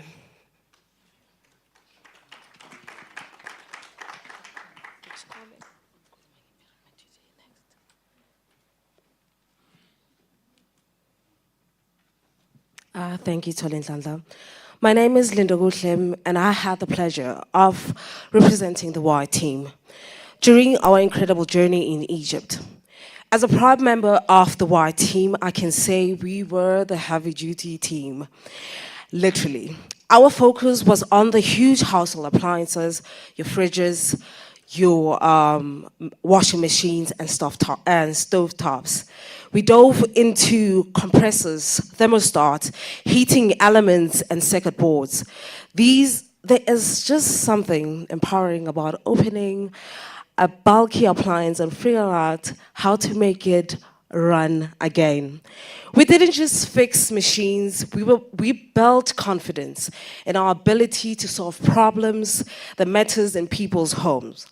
The blue team, led by Ubusane, tackled smaller but no less challenging appliances. Your microwave, kettles, irons. They were quick, precise, detail-orientated, and we often learned a thing or two just by watching them. Tolintlanhla's great team also handled small appliances, but often took complex wiring and mechanical faults. Their commitment to testing, retesting, and perfecting each repair was inspiring. In addition to the technical training, all teams participated in a non-technical class that was crucial to our overall development. This class focused on teaching us on how to start and manage businesses. We learned important marketing strategies, business planning, and other essential skills necessary to run a successful repair venture. This class was a vital complement to our technical training, equipping us with the knowledge and tool to not only repair appliances, but also apply these skills in a business context and create sustainable enterprises. The experience in Egypt was a transformative one. We didn't just learn how to fix things, we learned how to build futures. We also gained insight into global industry standards and got experience firsthand to reach cultural heritage and modern developments of Egypt. It was an opportunity to grow professionally while forging connections with peers around the world. Beyond the hands-on learning, every Friday we took a break from our session to tour Egypt's famous landmarks, from the pyramids to the Nile. These tours gave us a glimpse of rich history and beauty that Egypt has to offer. We saw history come alive. It was like a vacation, if your vacation included screwdrivers, wiring diagrams, and occasional group selfies with the pyramids. The following are some of the highlights from our trip. We concluded media interviews, proudly showcasing our skills and impact of the program. A graduation ceremony was held at the end of the program, where each participant received a certificate marking the completion of a transformative experience. While the program was extremely valuable, we gathered some feedback and identified areas for future improvement. For example, we feel that the duration of the program was a bit tight. A slightly extended timeline, maybe 6 weeks, would have allowed us to better balance our intense learning schedule with some much needed rest and reflection. Another suggestion from the student was the desire to rotate between all appliances types so every group could gain exposure to a broader range of skills. This has enriched the overall learning experience and provided us with a more comprehensive skill set. While we are grateful for the knowledge and hands-on experience we gain in Egypt, we also recognize the journey does not end here. Overall, what we gained as technical skills, cultural exchange, business insight, it was life-changing. And what this means for South Africa, it means an injection of skilled entrepreneurs into the economy. It creates the potential for new small businesses in the repair and maintenance sector. It reinforces the value of TVET colleges and technical education as a path to meaningful employment. And for Egypt, it positioned Egypt as a leader in technical training on the continent. It builds goodwill and influence by investing in human capital from fellow South African countries. It sets a precedent for industrial collaborations. Thank you.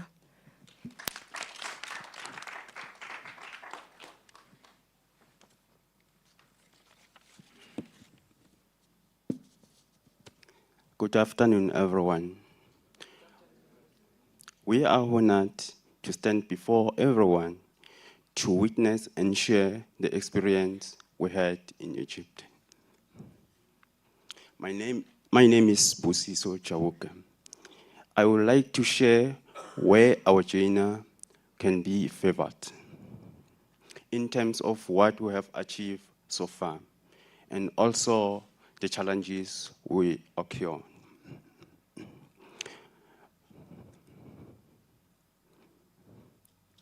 We have returned home with the eager to apply what we have learned during.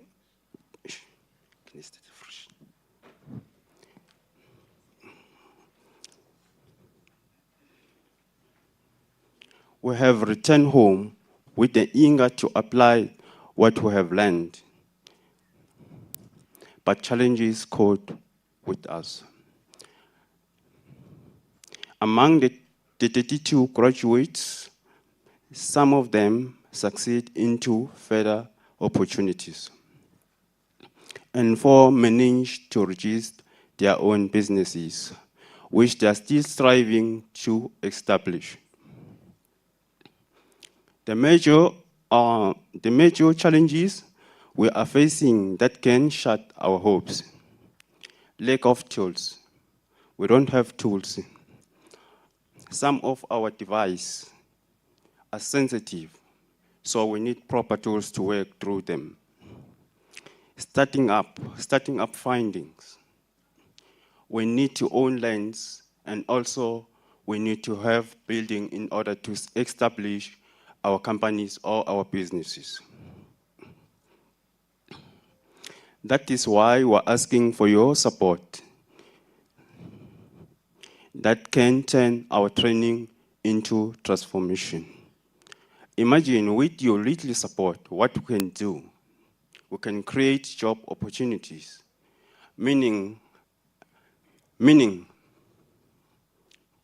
unemployment rate in South Africa would decrease. And also, we'll create local repair hubs and skid services. As a proud member of a team below, I want to give my team their flowers for their competition and dedication. We pushed and helped each other to achieve the same goal. Our hope with the program like this is to continue, not just in Egypt, but across the globe. We dreamed of partnership with companies who need our skills, toolkits and workshop that grants our talent to be used immediately, and continue mentorships and development.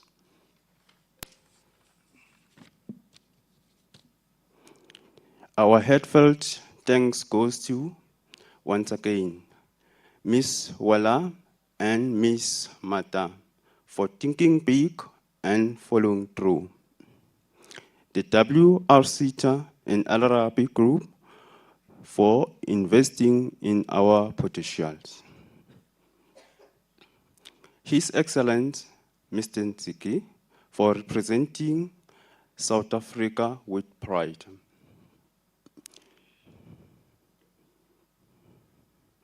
Mr. Tom Kwanazi and Mohamedi Al-Arabi for leading the charge on both sides. To every trainer, translator, college coordinators, and fellow students, we thank you. We didn't just go to Egypt to learn how to repair appliances. We went to find purpose, and now with your help, we are ready to bring that purpose home. Shukran.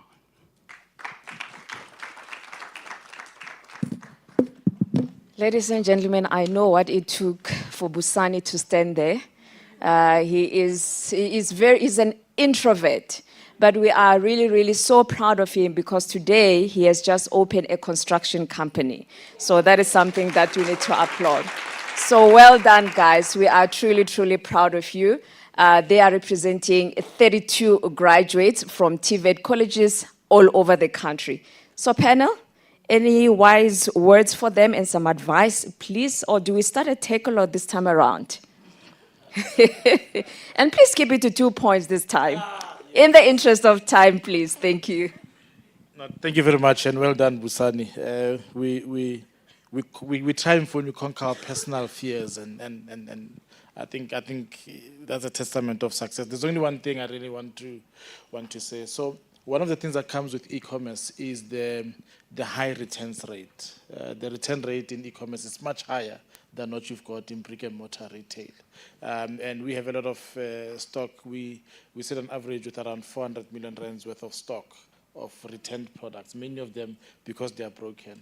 We've started a program in Take a Lot where we get township entrepreneurs to help them get ease of access to that stock and resell that stock. So we call it re-commerce. It's taking those returned goods and then reselling them at much lower. We give them up to 75% discount on those products.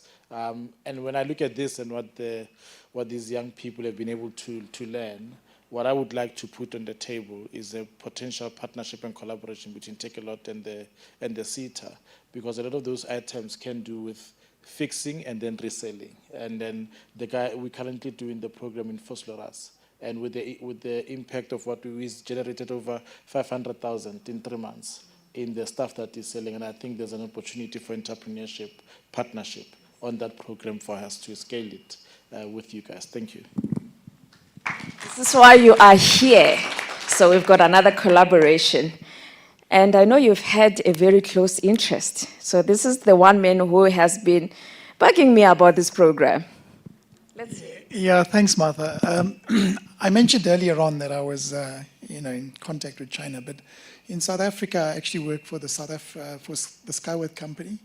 We've got a factory here in South Africa, and we manufacture TVs in South Africa of various different brands, specifically the Skyworth brand. And obviously, there's not many TV manufacturers in South Africa, and a lot of them are sort of collaborating with factories to manufacture, so a lot of the big brands, and purely because of the duties that are imposed on TVs. But I was quite interested from Martha to know exactly what it is you guys went out to go and do at Al Arabi Group. And it was fascinating to listen to the outcome. And I want to maybe just echo some of Shepo's sentiments. I think that, firstly, the appliance category in South African retail is the largest turnover category in the general merchandise space, across all retailers. In my previous role at Massmart as well, we used to do a lot of private label imports, and there's a huge component of small appliances that have, private labels that belong to, whether it's AIM, that belongs to Pick n Pay, or all the various other brands. And to Shepo's point, the amount of returns you see coming back in those categories is significant. A lot of the retailers in those smaller items put what they call a swell allowance in it, and they typically write them off or whatever the case is. So I think there's a huge entrepreneurial opportunity there to start to recycle them and repurpose them, considering that the market opportunity is huge. At the same time, from a South African, television manufacturing point of view and appliances, appliance manufacturing, there isn't too many here. You've got DeFi that manufactures here in South Africa. On the appliance side, large domestic appliances. And I think there's a huge skill shortage in and amongst these factories as well in terms of labor. We see it in our own factory as well. So I certainly think there's opportunities which, I'll chat to Martha about, and we'll continue chatting. But the one thing I want to say to the SETA is this is a bold move in terms of, the retail space, putting graduates out there in the manufacturing sector to bring them back into the retail space. And I think something Shepo touched on earlier on is the link between manufacturing and retail is, it's congruent. It's just obvious. And what we're seeing certainly in South Africa is the demise of, there's not much manufacturing taking place here. And I think there's an opportunity for us to start doing a lot more in that space.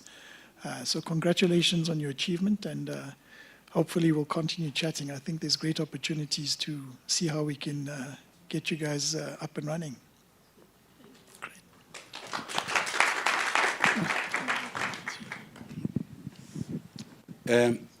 Well, I think the first thing is that the whole concept, when it was conceived, it was by default. Maybe let me put it that way. Because we were doing our ILDP, and Martha and the CEO, and then out of that ILDP with Ararabai, and then the concept was born. Oh, okay.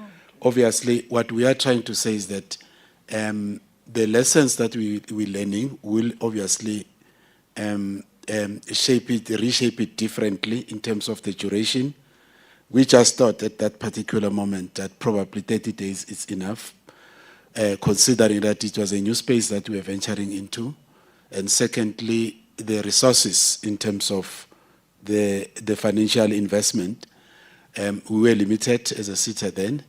And thirdly, we also had to make sure that we don't necessarily venture into what is not our key economic space, which is manufacturing, but we had to focus on services. But what I have picked up as we are going through the presentations is that probably matter when we relook at now the second phase of this kind of a program, then we consider bringing in other SETAs like Ms-SETA and as well as FPM SETA, so that we focus on a component of the manufacturing aspect. Then probably services, because once you do repairs and all that, there is the element of a service. But TVET colleges, they are going to be very critical when we conceptualize it for the phase 2. Because in our minds, we thought when we recruit this, student that will have done electrical engineering, mechanical engineering, probably they will be the best, candidates. But to a certain extent, you are auto electrician kind of a trade. It might be very crucial. So the TVET colleges that we collaborate with will also want to bring them right at the conceptualization stage, because we'll want to integrate lecture capacitation in the program. If we take the next group, probably there should be those lecturers that are teaching the students these particular traits that relates to this, so that there is also that element of skills transfer to them on a practical aspect of it, and with opportunities like LRP that are producing. But I'm happy that you are also in the space as well. We might also bring in the local manufacturers so that we have more than one industry player in the space of the repairs and all that. But over and above, from our side, I was whispering to my boss, I hope I'm not harassing him, because I was making him to take certain decisions while you're sitting here. I'm saying, I'm coming with a proposal now also for entrepreneurial development program, wherein we'll want to bring you in and then now focus on the aspect of setting you up as a macro enterprise. Probably you can grow as time goes. But we are already having some SME support programs that we are doing. Some of you might just want to plug into, especially where we are already collaborating. For an example, here in Gauteng, we are collaborating with Gauteng Economic Propeller, and one of the programs that is at an advanced stage is in Soweto, at Jabulani, where we've got a containerized modular-based SMME model, and we're building them in each district in the province. Probably in terms of the workspace for you guys that might just say, where am I going to work from? So those containers, we are going to allocate you the what do you call it, the space to operate, because all SMEs from various subsectors will be in those particular, because we are funding some of those containers there. Those that are Gauteng based, we might as well already start linking you up for access to the facility that they will provide all the infrastructure in terms of Wi-Fi connectivity, access to security, well-gated security, a kind of a space wherein you will be running your small operation. Obviously, you will not need to take out of your pockets and rent a space somewhere, because we are already looking at actually doing a kind of a less lease or free lease arrangement in that particular program.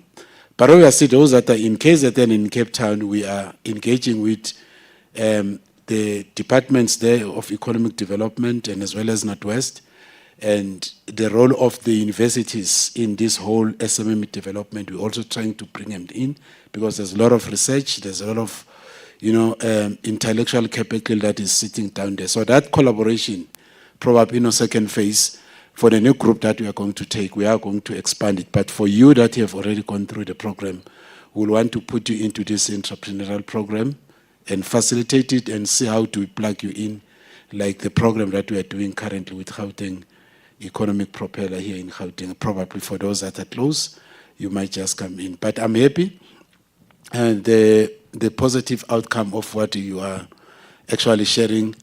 You spend most of your time actually learning. Maybe it was good that we didn't put it for more than a month, because maybe some of the reflection they could have told us that, we had a nice night lives in Egypt, but they didn't have that, because that fully 30 days, it was so compacted that you focus on that. But obviously we'll want, probably if an opportunity exists with Alarabai, Martha and the team, we also, those that could not be in, you had team A, B, C, white, blue, and gray.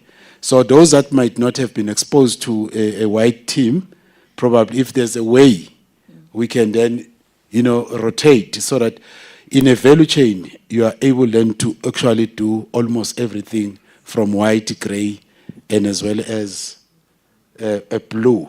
Probably we might just need to find a way how do we reconceptualize for the next group to reintegrate you probably, but all depend on the financial resource from the SETA.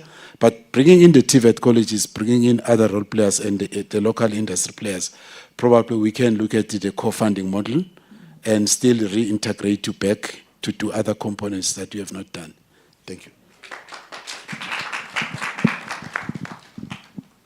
The wholesale and retail sector is alive with possibilities, and I think we're in one of the most exciting sectors because, I mean, the retail value chain, whether you're in manufacturing, whether you're in agriculture, we end up in retail. So we'll always be there, wherever you are, whether it's a car, whether they need to fix. Sorry, guys, these are not the tools that we are giving you. El-Arabi did give us a very long list, COO, of the tools that these guys need, and we'll be sharing that with you. And hopefully you can find some money to fund them. And now, ladies and gentlemen, the last but not least presentation, we then head over to the countries, not the countries, actually the world's second biggest vertical manufacturing country, and that is Turkey, with our designers. So we spent a week in Turkey with the designers. Oh, I struggled to keep up. I thought I was stylish. These guys, they had like bags. They had like bags. Every single day was like a runway for them. They had an outfit for each and every day. This morning I was like, Sandy, if you don't like this, this is what it is. I'm not going to put any frills and all of that. I think she was looking at me like, hey, I should have come in early to style you. But we had an exciting time with the group. And now I would like to call upon my partner in all things exciting around international immersions, and that is Ms. Carla from UCT. She is the design partner, and she assists us as the W&Rseta in terms of the design of our international immersion. So she's just going to give us an overview of how that project went by. Carla, over to you. Certainly, and thank you, Martha. Can everybody...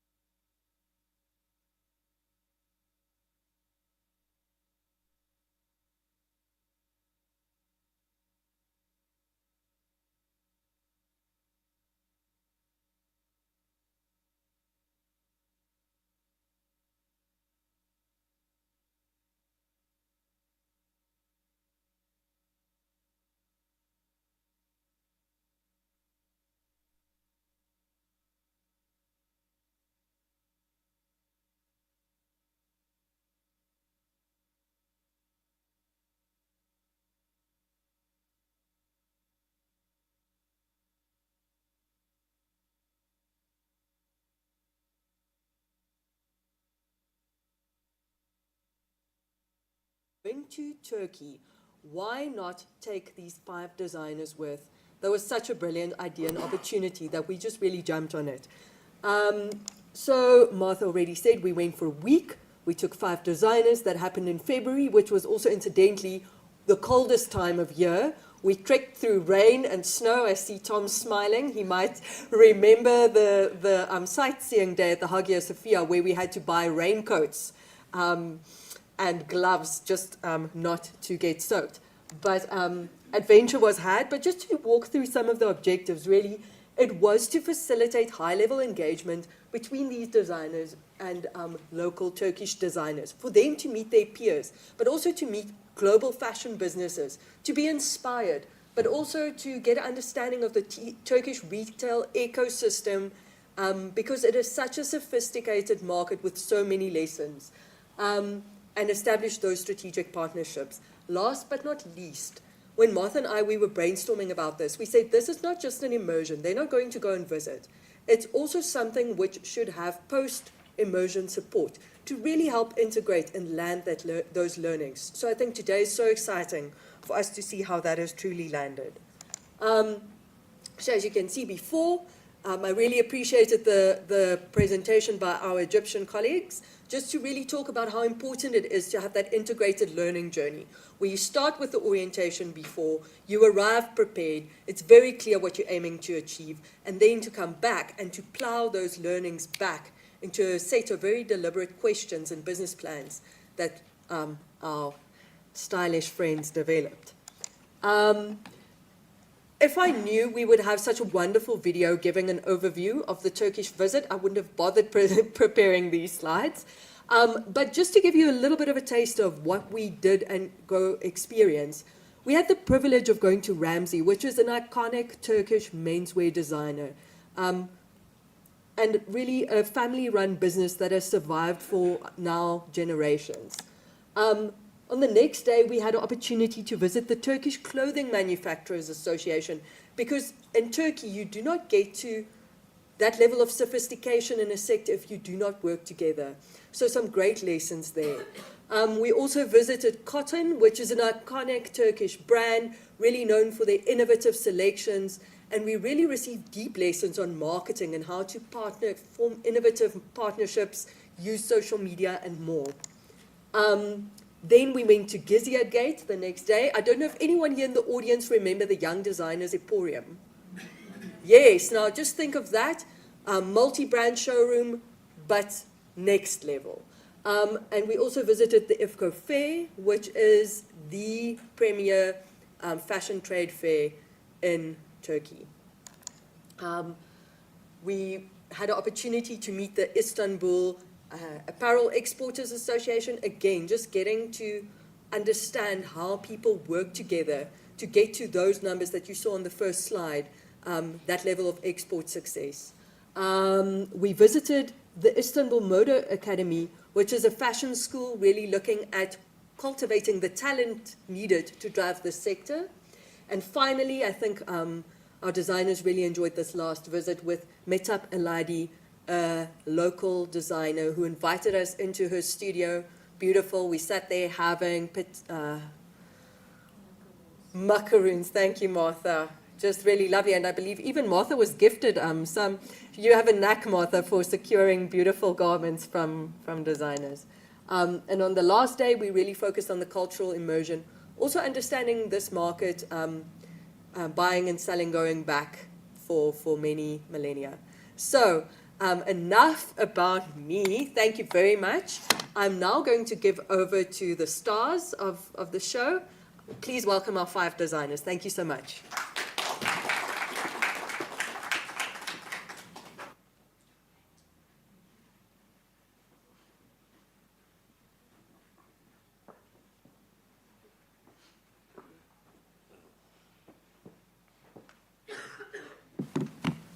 Good afternoon, ladies and gentlemen. I don't know if is it on or I don't need it.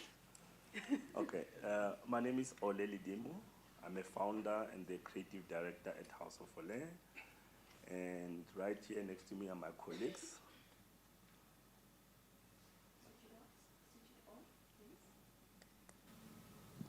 One, two, sound check.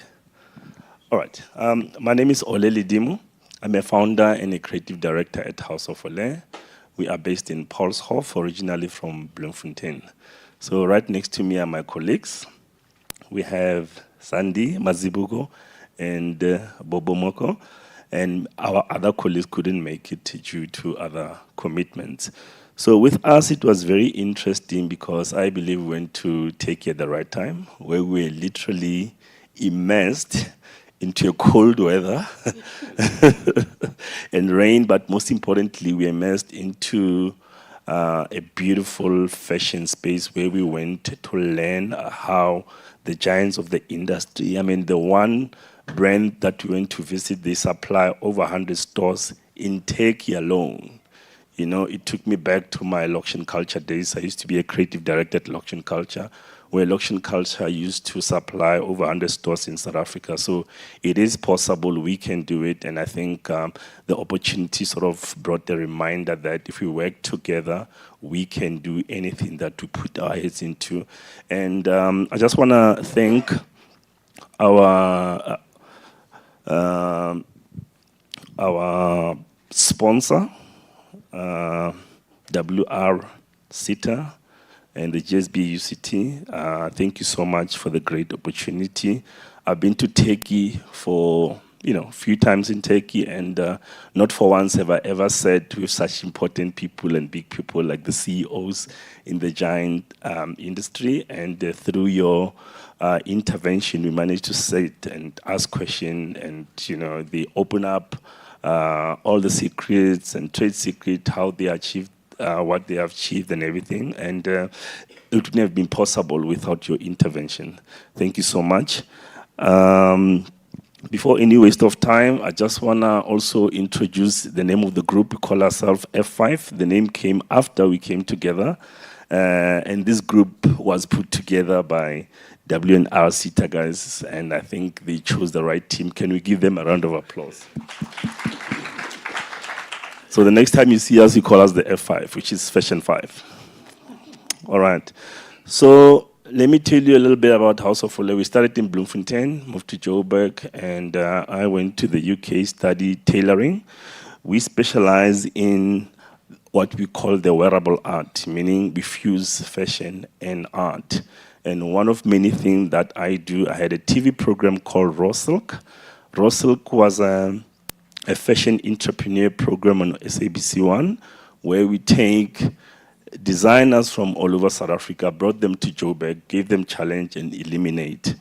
So due to challenges, it stopped just before COVID, but we're hoping that with the intervention and conversation like this, Russell can come back because it really benefited the fashion industry.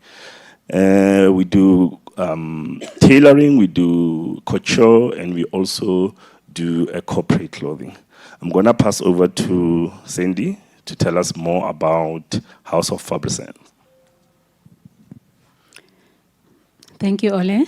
Good afternoon, everyone. My name is Sandisiwe Mazibuko from House of W&Rseta. House of W&Rseta is a fashion brand based in Sandton. I'm originally from KZN, KwaDabeka. So I started my fashion brand in 2011. So when I started, I was still in KZN, and then we moved to Johannesburg. As a brand, we've always loved using African print. So we decided in 2018, we were invited to go to Paris to showcase our fashion label, and then we decided to venture into textile printing. So we have few prints now that celebrate African fashion, African culture. So we have our first print was, can we move on the slides? Click up. Oh, do I click? Oh, okay. Click more. Oh, Ole already introduced himself. Okay, move again. Okay, so we developed a print which we call Nguni print. I'm sure most people have seen this print. It was designed by us. We took inspiration from the Nguni, which is the Zulu, Ndebele, Xhosa, and Swati. So in the print, you'll see it has different geometric shapes, and the circular shape, which were taken from isiXholo, AmaZulu, and some of the shapes from the Ndebele homes, the geometric shapes. So we always believe, as Africa now, everyone is looking at Africa as an inspiration, the rest of the world, and some designers, we are easy to cry in our corners and say, are they taking from us? But for us, it's always the approach of saying, okay, if they're looking at inspiration from us and our people are looking at the international trends and everything, what can we do as South African to celebrate our cultures through fashion? So we have different prints. So this is the first one, which is Nguni. So we went to Paris and then we were celebrated all over. The media was excited, saying Nguni print in Paris. And then we did another print. You can move on.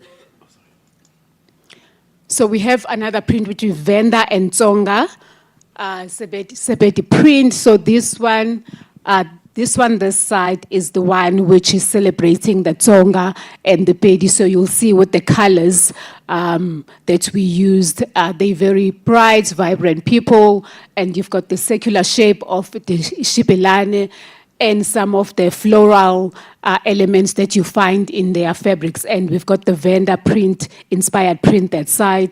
So this is a second print that we developed as a brand working with another local textile designer. And then the latest one is the Tshwane print. So the Tshwane print celebrates Pretoria. It has different shapes. So when you look closely in the print, we have even the Union Building. We use the aerial view of the Union Building. It's in the print. And the Reserve Bank. It's just that it's not easy to show you everything now. But we even have the Reserve Bank as part of the motifs on the print. We use the architect this time.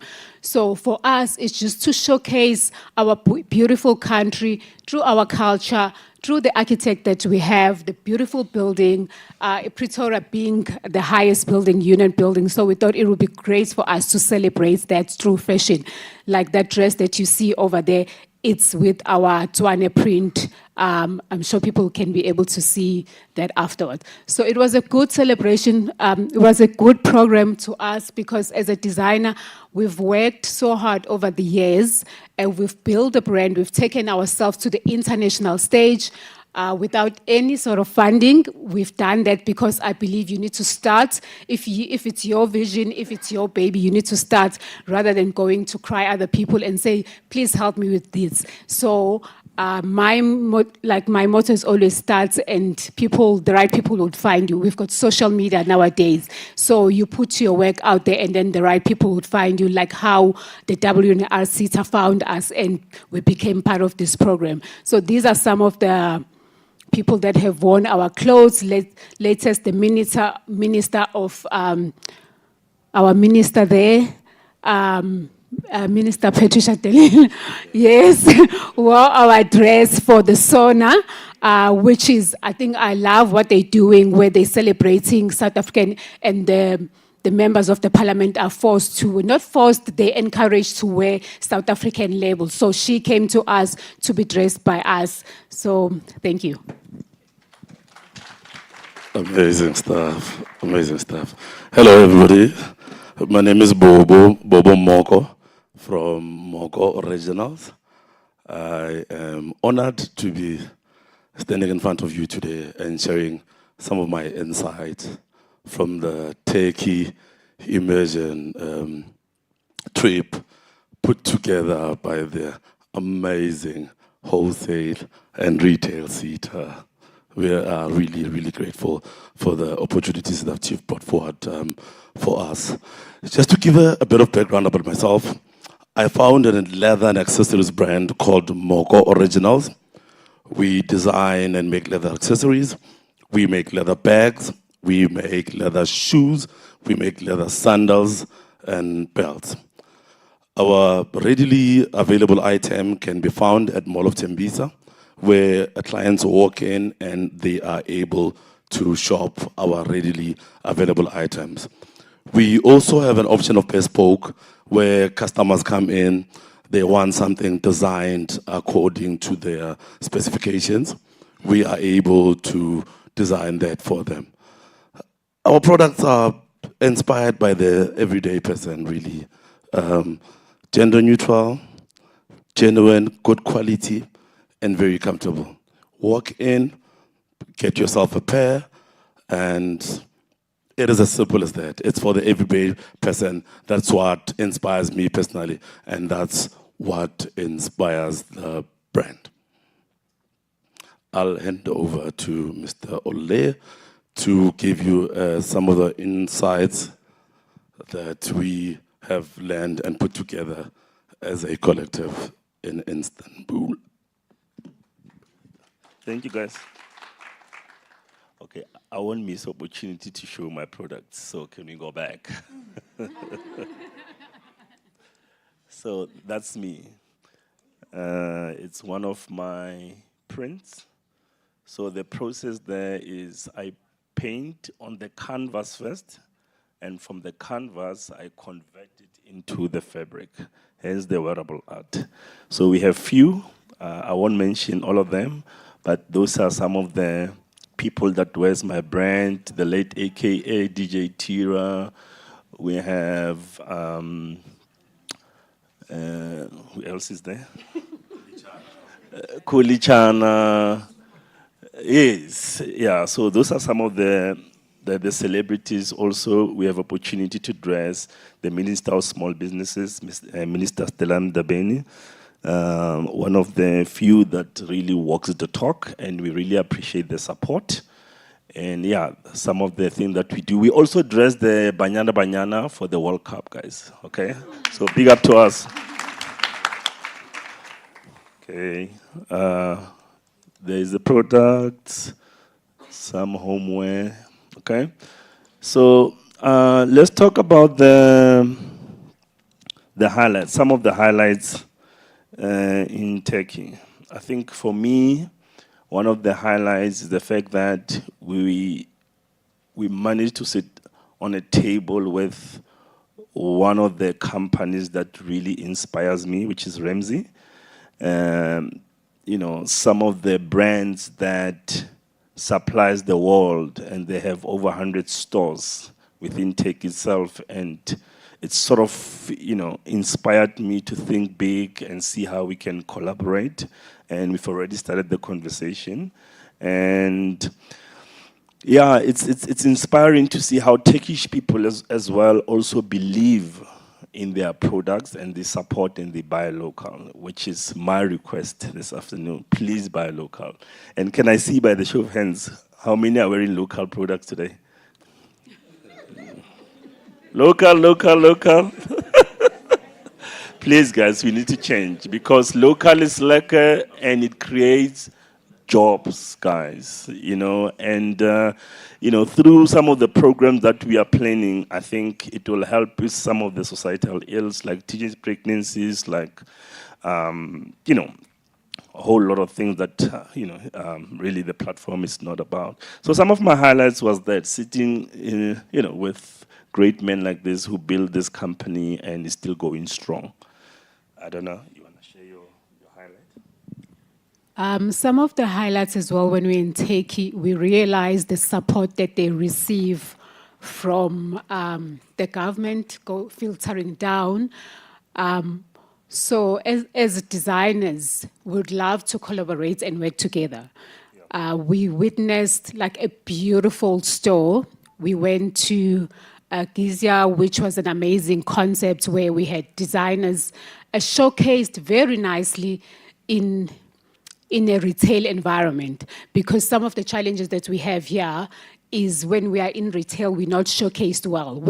That's why hence your YDE didn't work out very well, because now designers, they rushed into production. And when you're thinking about that, it goes back to manufacturing and how they manufacture the clothes.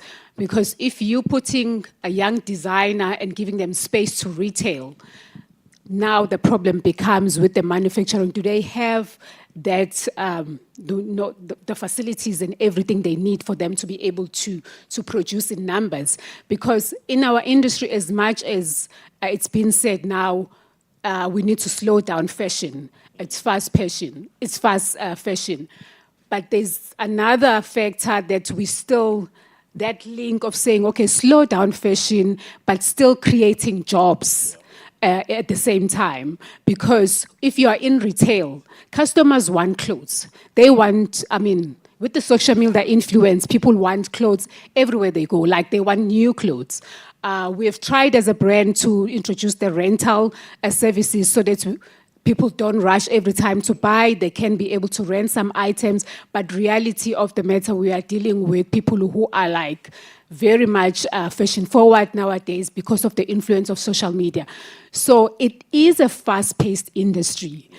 So for us to be able to manufacture and take spaces, occupy spaces in the malls, we need that support of the manufacturing so that we can be able to produce in those numbers. And our people, just like Ole asked now, how many people are wearing local brands? It's because it's not accessible, you know, because it's not accessible to everyone, because malls are expensive. They're not... I mean, they're not for us. When you think of it, I had a shop that I just closed now in Sentin. It was doing well, but I felt like the space where we were in, it didn't have enough traffic. So if we're putting our shops in a high traffic area, we need the backing of the manufacturing and be able to produce quality garments. That's what we witness in Turkey, their value chain, because as brands, we even decided to open our own CMTs. We'll manufacture in-house and retail. But when we went to Turkey, we realized that's not the formula. That's not how it's done. Because we need to focus on marketing our brands. We are creative. I need to create. So now I need to create and then focus on marketing and think of manufacturing. It's a lot. We did that because most of our clothing manufacturing closed down in South Africa. So they closed down. We don't have a lot of CMTs anymore. They had to close. Most of retail brands, they have like a certain percentage which they produce in South Africa, but most it's important. Where else we can be able to empower our people and with the skills of sewing and make sure we have more tailors, we've got more school. And for us as a collective, we are ready to transfer our knowledge because we've been in this industry for a long time. 2011 it's quite a long time for me to be able. We've started with the internships, but it's only so much that we can do on our own. All of these things are like self-funded. We do internship programs with the schools where we collaborate with them. They bring their designers. So all those things are part of the things that we saw that side that we can be implement in this side. No, it's okay, thank you. And ladies and gents, you may ask why Turkey. They are a global manufacturing hub in the industry. They are amongst the best. So we had to go there and learn the techniques. How is it that they've gotten this far? One of the things that we realize is that they buy local. The everyday person buys local. The laws there and the government is quite supportive because the industry on its own as a huge contributor in the economy of that country. So that was also quite opening. So I do encourage you, ladies and gents, to please buy locally. Just to take you through some of the insights and the learnings that personally also I've learned in Istanbul, it's the high quality manufacturing, you know, the sustainable production methods. Well-oiled machine, very seamless. The work, the skillful personalities that work there, they employ quite a lot of skilled people. You get from young people to a bit older people. They are very skilled. The quality of the product is of global standards. Hence, they are trading with the likes of Europe, the biggest players in the fashion industry. So manufacturing is quite key as well in this. As what you produce, it needs to be of that quality, it needs to be of that standard, so that you're able to sell it to the next country or sell it even locally to start with. So those are just some of the learnings. In terms of the retail and the merchandising strategies, the retail industry is amazing. I mean, some of the mannequins that I saw there was actually my first time seeing them. I mean, I saw a mannequin this tall. I mean, they are following really the latest of trends in terms of retail, how they look. The whole wholesale system is very seamless, from factory production to wholesale to retail. The synergy is very, very, very powerful. So those are just some of the learnings that I personally have learned. And I would like to suggest, or rather a call to the wholesale and retail sector, but also to the manufacturing sector, is that to truly unlock the potential of South Africa's fashion sector, it is essential to recognize the critical synergy between manufacturing, wholesale, and retail. One cannot thrive without the other. There is no sustainable retail without strong manufacturing, and no manufacturing impact without access to market through wholesale and retail channels. So it's important that we come together as an industry and collaborate. Thank you. Thank you. It's quite clear that we have a lot of talent and skill in the house, ladies and gentlemen. So the question might be, what is the challenge? Why are we not fully participate in this amazing space? And we listed few, and one being, yes, our industry is still young, but I think funding is very critical. Number two is the skill, lack of skill, and it's also our responsibility as well to transfer skill and capacity building, which is something that we're working on, and equipment, which is the latest machinery, you know, is another challenge that is holding us back. And also, when I was in Turkey, I saw something that is very mind-blowing, the fact that there was not even a single South African product in Istanbul or Turkey. And for me, I think that's an opportunity. And through collaboration, we can start penetrating that market because we're very creative. You know, most of their product you can tell because they are very basic and we creative, and I think they need us there. Do you guys agree? Agreed. Yeah. Okay. So also, never stop learning, I think, is part of way forward. What's our offtake? What's our something that you're taking home and something that you're gonna do better to never stop learning? And I think there's one big fair that is happening in Paris called Premier Vision. That's where they just deal with fabric, and it's one of our requests that if, you know, with W&Rseta can assist us to attend fairs like that. I don't know if you want to add on that. Never stop learning. So as part of our proposed solution, so we had a fashion council. In Johannesburg, we had a Gauteng one, we had a KZN one. KZN one was very active.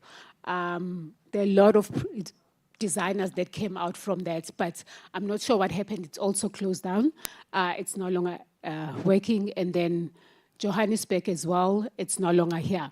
So part of our proposed solution is to formulate a unified South African Fashion Council.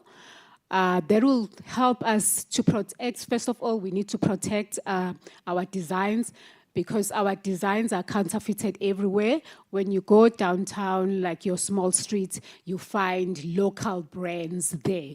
And there's no one that is, we've tried, we formed the Counterfeit Alliance. We've tried designers, we're marching on the streets, trying to stop counterfeits. But we can only do so much if we don't have any sort of support because there are raids that happens where they take all your luxury brands, your Louis Vuitton, your Nikes, your other brands, but no one is removing our brands that we're working so hard and making sure we're creating jobs in South Africa. They are all over downtown. But when the police officers, they go there, they don't know about our brands. We've tried, but so such councils will help us with that. A cohesive body that represents our interests on the global stage, a strategic plan for engaging with AGOA, BRICS, GTO, and trade platform. There are talks when countries come to South Africa, BRICS, but when we, as designers, when we try to even import like fabrics, the cost of just importing that duties are way too high for us. So everything ends up being very expensive, and then people complain that South African fashion is expensive. It's because we have that problem there are no negotiations that are benefiting the fashion industry in all those platforms. development of enforcement of international fashion quality standards. This set of guidelines and requirements will ensure garments and fashion products. I think we've spoken about the production. So if we have this council, they will make sure as well they check the products that we're taking to retail, the quality. Is it off the standard of according to the Fashion Council? Because we don't want when people come to South Africa and find our clothes or in the malls and then the quality is not as great as what we saw in Turkey. Skill development, no, I'm not done. I think this thing is blocking my view. Skills exchange program globally. So we went and we visited a school and university in Turkey, and we saw some latest AI technologies, which we've never seen before, which can make our work a bit faster, as well as people who are working with textile printing. When it comes to Ole, he also works in Malondi. We'd come up with our own prints. So that will help us as well. So it's some of the solutions that we're thinking it would be great to assist with.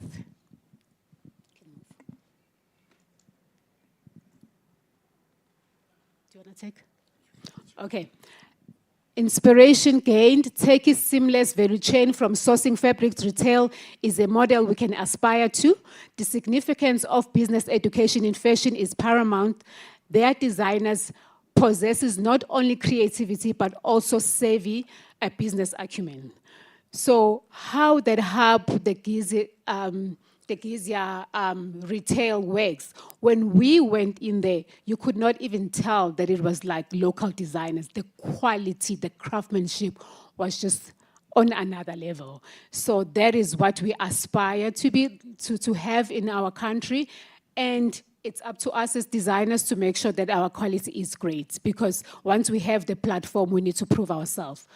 Cultural elevation, it is important to educate buyers about African culture and the economic importance of fashion. So, like I said, people, they complain about when it comes to how much we price our garment, but the cost of printing alone is too high. The cost of fabric is also very high. So, with platforms like this, we can be able to educate our consumers on what it takes for us to build the brands that we are building. Need for enhanced manufacturing training, fashion. To sustain fashion as a job creator, we must ensure fair wages and provide more training program for workers, national. Namibia, Botswana and Namibia are one of the African countries that produces more and take the clothes international, because I don't know how it is. So I'm not going to touch much on wages when it comes to fair, because they are able to supply other countries. People make clothes for other countries, not like South Africa. I think people don't come to us because we are expensive when it comes to manufacturing. So I'm not sure how that works in terms of the words. Pride plays a significant and dynamic role shaping Turkey's fashion. Consumer design and policy makers actively promote domestically produced garments and accessories as point of honor and quality. I've seen proudly SA is trying to encourage people to wear local products. I mean, I think that is something that needs to be supported. We need to see how W&Rseta can be able to work with them as well in terms of promoting that, in saying buy local. So we've got different trade shows that we've seen abroad. We went to Turkey, and then we realized we need the footwear and apparel to visit that one. I think Bobo will tell us more about the footwear and the apparel one. Okay, Amond is basically it's a fashion fair in Istanbul, particularly for leather accessories. It's leather and footwear accessories. So those are some of the fairs that we would love to explore going forward and bring back more insights. With that being said, most of the challenges that we look at, I think it's important for us to solidify manufacturing, manufacture in-house. How we can achieve that, it's by, like my colleague has said, skills development within the sector, train more skilled people, and make fashion look cool again. You know, make people want to come work in the industry once again. Because as of late, you look at a lot of young people don't necessarily want to work in the industry. So it is our duty to make it cool again. In so doing that, we start by buying local. You know, we start buying local, we produce local. We are able to create the synergies, and it goes to the wholesale and retail sector. It is important, I'm going to emphasize that again. It is important that the synergies work. Manufacturing, wholesale, retail. It is important that we come together as stakeholders in this room and this platform and come up with programs, exchange programs with the likes of Turkey, the people that are skilled.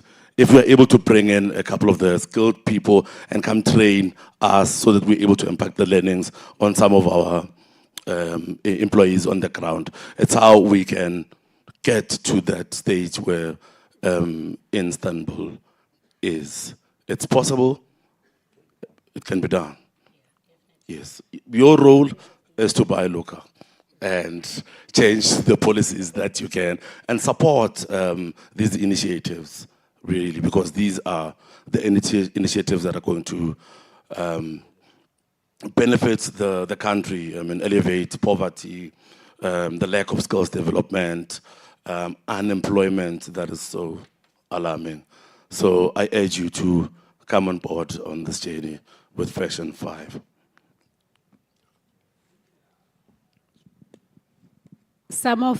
We have Pure London. These are some of the fairs that we recognize as fashion designers, because when you go, you don't just meet people, customers only, you meet buyers which work. Pure London has partners like all the Harrods brick brand in London. So if we attend such events, we know we can start the conversation of taking our brands globally. And then we've got Canton Fair Fashion in China, which is what is the most interesting event for global importers in all industry. It is set to welcome more than 25,000 exhibitors across 3 separate phases from April to May 2026. So these are some of the recommendations in terms of the fair. When we visit them, we get to interact with other fashion designers, other companies like buyers that can be able to buy our products and take it to the world. Yeah. Ladies and gentlemen, from the Fashion 5, we'd like to thank you for borrowing us your ears. W&Rseta, thank you so much. GSB, we thank you. And yeah. Thank you so much. I just want to read this one. We are ready to transform South African fashion into a global force. Let's build sustainable partnership with the government, retail, and each other. We stand united. We're not just as 5 designers, but as a movement. Amandla. Well done, Fashion 5. And on that fashionable note, guys, are you sure you want to take this one? I see Nazim is looking at his jacket like, is it suitable? Are you in the right position to say anything about fashion right now? But quite insightful indeed, guys. And I think on this one, I would like to ask the CEO, perhaps towards the end, just to also just say a few things, because we've spoken about collaboration. As we have said, we've already had a lot of partners coming in to say, how do we take this to the next level? You know, collaboration, our sister SETA, the FPNM, the master plan, in the clothing master plan, and all of those issues. You know, how do we bring everything together? To the most fashionable panel member, look at your shoes, COO. Yeah. Not, oh, yeah. Yeah. Yeah. You're not going to say that. Yeah, no, it's fine. I think the attitude from my office in particular, because now I can feel safe that I've already, persuaded the CEO. Every proposal I'm going to bring to him for all the groups is going to receive his favorable support. But what is important is that the textile, leather, and clothing, it's one of our subsectors that we have identified and put also part of our strategic plan as a SETA. But what we have not done in detail was to have a focused, dedicated skills development programs that will support that particular subsector, because we have identified it and recognized it as one of our subsectors. I'm also aware that in our engagement with SACTU, which is a trade union, they once challenged us to say, because they serve in our board, but they were also saying, what is it that we can do to also contribute towards the campaign they are also waging from labor, considering that there's a lot of jobs that have been lost, and this particular subsector is actually dying a natural death. So as labor, they are very interested to say, what is it that they can also contribute and preserve the jobs? Well, though I throw it back to them, five Fs, I also threw it back to them and said, but also you are regarded as a trade union.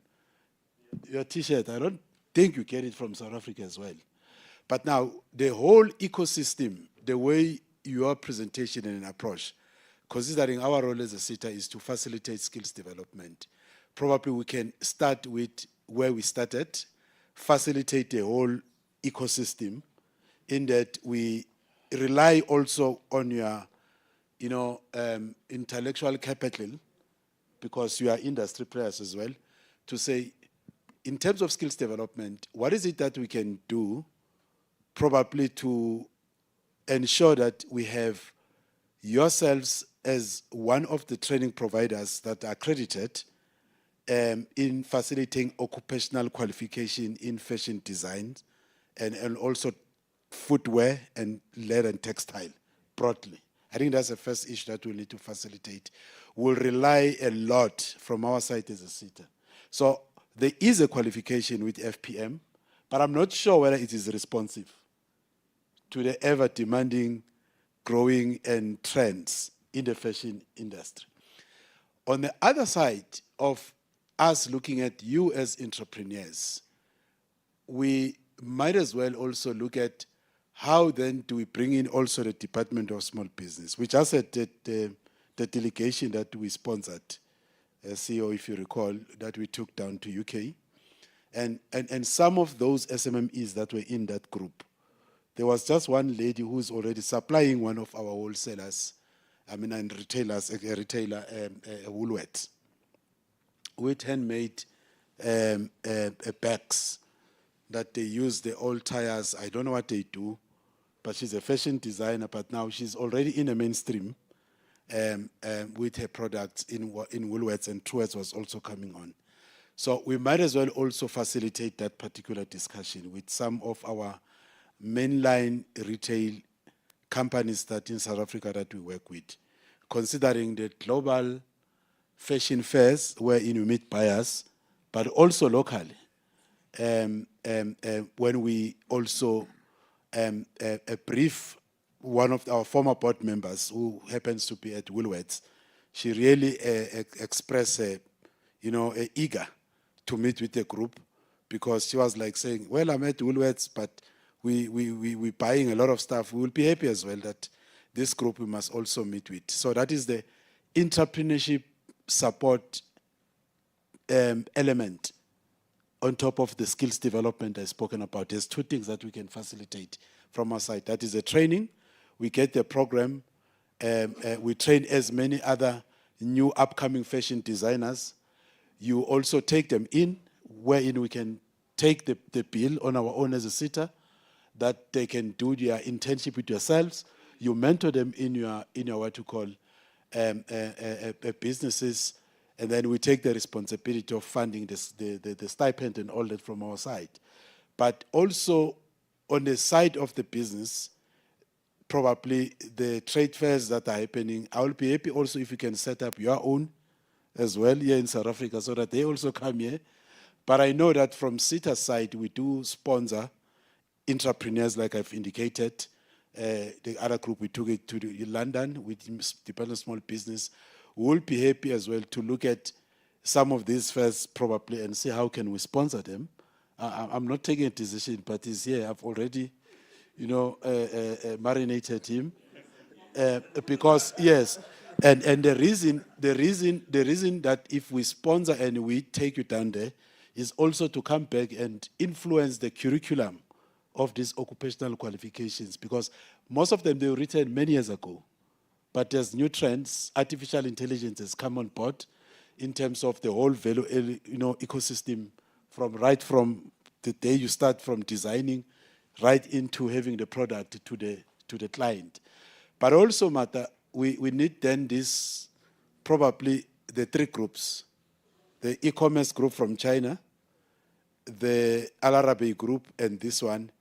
Probably let's put up one project. I'm just thinking what we can conceptualize, but we can conceptualize something out of this group, that their products, how they get to be on the e-commerce platform, and then at the same time, how the other colleagues in the side of manufacturing, FPM, Rseta, and as well as the Department of Small Business, which we've got a very good relationship to date. We talk, to collaborate and see how can we come up with one just, anchor project, integrating the all three groups, and let's then have a 3-year plan.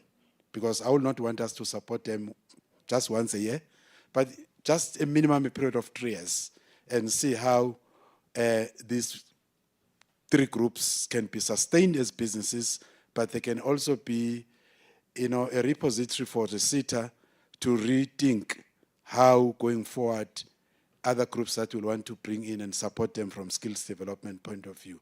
But I also don't want us to go outside our statutory mandate of facilitating skills development, but we also have an extended support for SMME development, and that's why I spoke of other role players that may really come in. But the industry is very crucial. We are going to have to talk to you quite now and then, because you are actually the platform that really should be able to say, as industry, here we are with whatever investment we're making, you also support to ensure that we sustain this type of businesses for a longer period of time. I think that will be my closing remarks for the three groups, from how I look at it and how I think. There's already ideas, but we might just need to bring the three groups together and put up a steercom and work out on a brilliant concept out of this as a post-support project. Thanks. Thanks for that. I mean, I think from an industry perspective, we would come in from a Rseta point of view, in terms of our relationship that we're building with all of the retailers and the manufacturers and the whole industry as such. Specifically, on the point of the second group, I think the challenge with this particular project is it's a macro challenge. It's a macro and an economic challenge from a government perspective all the way into the economy itself. Around manufacturing in the country, the cost of getting this off the ground. And this is not, for the group specifically, it's not kind of, I think you've covered a lot of the fundamentals of what's happened to CTM and all of that stuff, which I think is kind of known. For me, for the local fashion, you almost need to start with the value chain from the customer back into the chain. So it's about how do you create awareness and demand from a consumer point of view? Because it's all very well trying to build the value chain back, to the customer. But then if you're not getting the support and the demand and the awareness from the consumer, the whole thing backfires again, and you don't get the kind of the impact that you're aiming for. What I certainly don't see in South Africa specifically is local retailers or retailers per se, not necessarily local, supporting local. So, We're not like seeing, like an Inditex where they own the value chain and you got clothing all the way up to Zara's rails. And, if you travel, as you guys have, and you travel a lot internationally, you see common brands like Zara, etc., globally. And the one thing you don't see is anything South African anywhere outside of South Africa. Ironically, you also don't see it in South Africa, and I think that's a challenge for us. So for me, this is not about asking for funding to get a factory up and running. This is about how do you create awareness and consumer demand, and where do you actually start in the value chain? Yeah. Okay. Thanks. Tsapo? I know they won't sell from Take a Lot. Do you want them to sell from Take a Lot? Of course. We remain quite open. Thank you so much. I think it was very interesting. One of the things that's interesting between the three groups is that when you've got a group led by entrepreneurs, it's clear they start by selling first. They started first by telling us all the uniqueness of their individual businesses. Entrepreneurs are always selling, I suppose. It's what you need to succeed as an entrepreneur. I thought that was quite interesting. Like a couple of things for me, reflecting on the. I won't be long. I'll be short. But on the presentations, you said I must read before. I did read, so I want to show that I did read. I did do my homework. But in the presentation, one of the things for me that stood out is that if you don't understand the presentation by this group independent of the others, you begin to see a common thread. And I think it's quite important to create a platform where you're able to understand how do you bring the best of each of the three groups. One of those things for me is around e-commerce and how this group is not really deep diving into e-commerce. Shein is one of the leading e-commerce brands from China. They have redefined fast fashion. Within a space of 12 months, they were able to grow faster than H&M and Zara combined, both in the US and in Europe. That's how much of a stratospheric growth they were able to register. But what is the secret to their success? The secret to their success is that, firstly, they lead with an artificial intelligence model that presents fashion on the face of the consumer before it's manufactured. So what you see on Shein has not even been made. Now, based on how consumers interact with it, they then trigger their factories to manufacture. So they, as a retail platform, are connected to CMT factories all across China. So the designers will design concepts and put them online, and based on interest, trigger the factory to manufacture. So if we are thinking about what will it take to then rebuild the clothing textile industry in South Africa, for me, that's one of the things that I think is an opportunity to say, in what ways has this initiative, looking at the three groups, enabled us to look into what fast fashion is going to look like in the future. I think there's that opportunity. You may disagree, but I think there's an opportunity there. The second thing is, when we think of, from a particular perspective, a lot of the products that we sell, particularly from a clothing perspective, a lot of people come to Take a Lot, they come for functionality. And a lot of the guys here, it's very bespoke fashion. It's very occasional stuff. It's not everyday stuff. I mean, if I look at that, my wife won't wear that to work, She will want to wear it for a wedding, But she can wear that to a. But I'm saying, if I look at what has been presented before me right here, right now, right? I'm assessing it based on what I see. But I'm saying, even that, you had to go in for measurements and all of that. I'm saying, if you're going to produce for...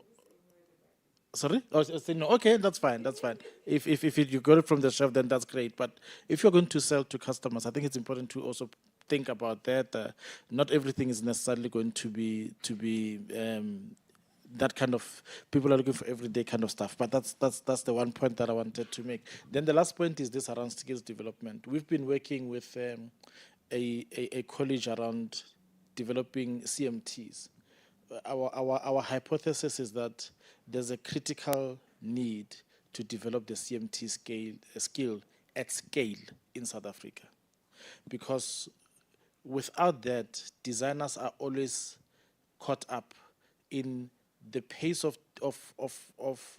fashion and the slowness of production. And the two are not connecting. And I think if there's one of those things that I think would be a useful take out from today's, we need to build up CMT skills at scale. Thank you.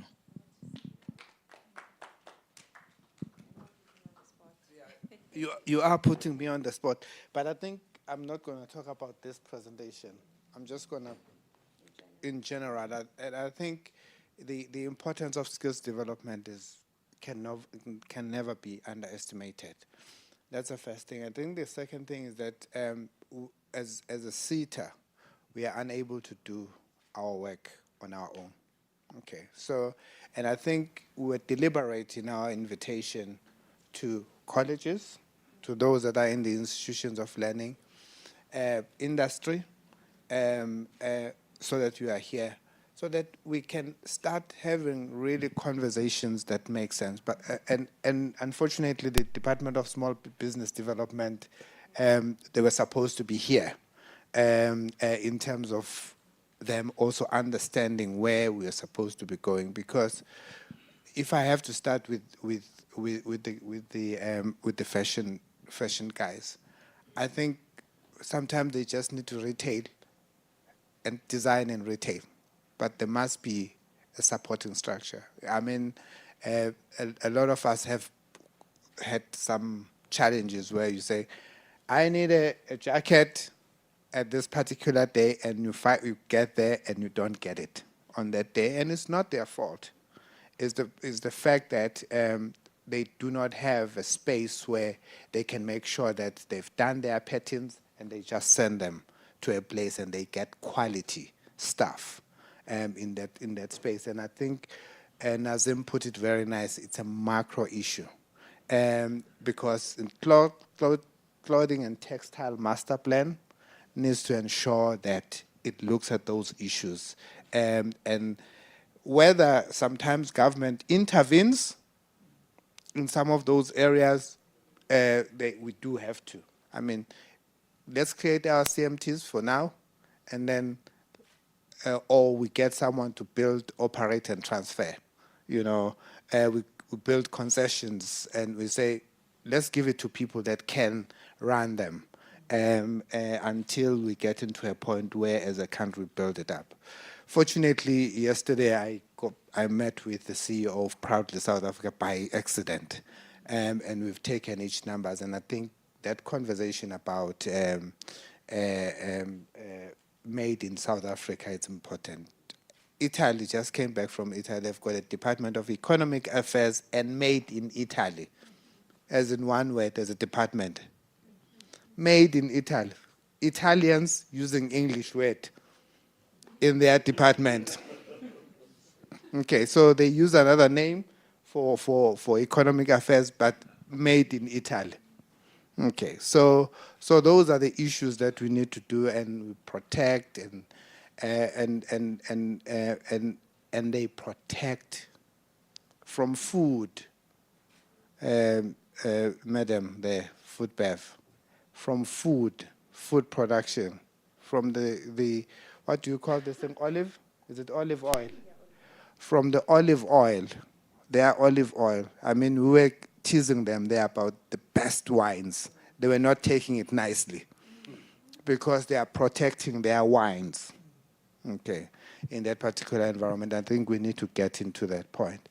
And I think to really to the young people, as a SETA, we can do as much. And I think the COO has already spoken about the fact that we want to assist you to take it further. But it is important that there is a point where we will stop.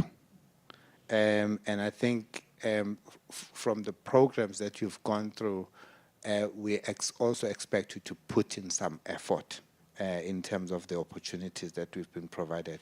But we've made sure that we create these opportunities by having people from the sector to be here around you, to hear what your issues are, but let's work together. I want to speak to my friends from the institutions of learning. I think let's change the gear. Things are changing. Let's find out what is happening out there. Let's see how we collaborate with the sector. And I think if we have a difficulty doing it, the previous minister used to say, as SETAs, we are matchmakers. I think we are available. we will create that platform, let's work together. So that when when I was looking at these young guys at El Arabi, some of them were telling me they'd never seen some of the tools that they were using. They were seeing them for the first time. So I know that the government doesn't have enough money, guys, to provide that infrastructure and equipment. I think the sector has to play a role in ensuring that the equipment that is required by young people is provided, so that we don't set up young people for failure. Thank you. Yeah, so I think I'll end there, and thank you very much. Am I allowed to thank everyone? Yes. Okay. Thank you very much for all of you to be here, and I think really this session was for us not just to have programs. Let's come back and report back. Let's see what opportunities we can create. Really, our space is skills development, but as a SETA, we felt that it's just not enough for us to end in skills development. When we can create opportunities, we will create, but we can't do everything, and we can all do it when we work together. Thank you very much for spending time with us. Thank you. And that, ladies and gentlemen, is how the W&Rseta is demonstrating creating value within the wholesale and retail value chain. So please walk with us on this path. We are all collaborators. We need you, and I'm sure you've all found a place for yourselves. So let's work on this journey. The possibilities are endless. You've been an absolutely awesome audience. We would like now to invite you to join us for some lunch and networking. Of course, let's exchange business cards and ideas and set up steering committees and put those proposals together. So please enjoy. Thank you so very much. Thank you.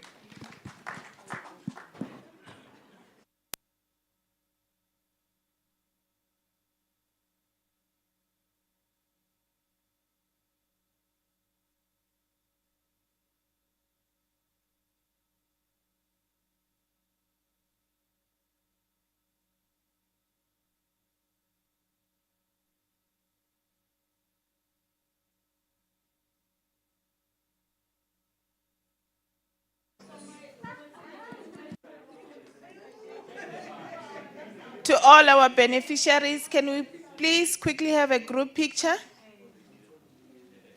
Please.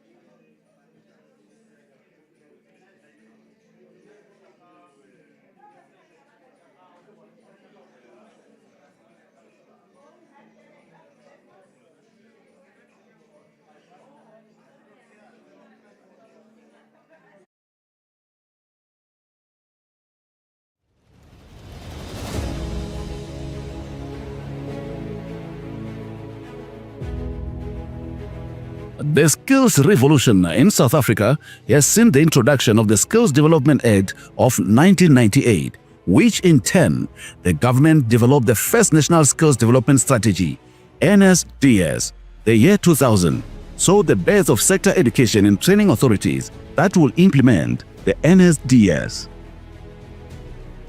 The W&Rseta was established in 2000, and its vision is to be the leader in skills development in the country. The SETA has lived up to its vision, which is evident in the success and achievements. W&Rseta is really humbled by the contribution of our wholesale retail companies, including our key role players, training providers, institutions of learning, and other stakeholders in making skills development a reality in the wholesale and retail sector. And today, we can really look back with sort of a sense of pride on the accomplishment that we've made, and look back with pride of what we have achieved over a period of time. As you would know, that this SETA also did not have any industrial training board. So it means as a SETA we had to start from scratch. So as we reflect on this milestone, we as a SETA really found ourselves on a path where, there was actually nothing. And when we look back, we can then see the trail that we have left with the work that we've accomplished together with our stakeholders. Our achievement really a demonstration of a sector that is being transformed and positioned to remain key contributor to the countries. There is nothing as rewarding as you seeing an employee receiving their first qualification and that sense of achievement that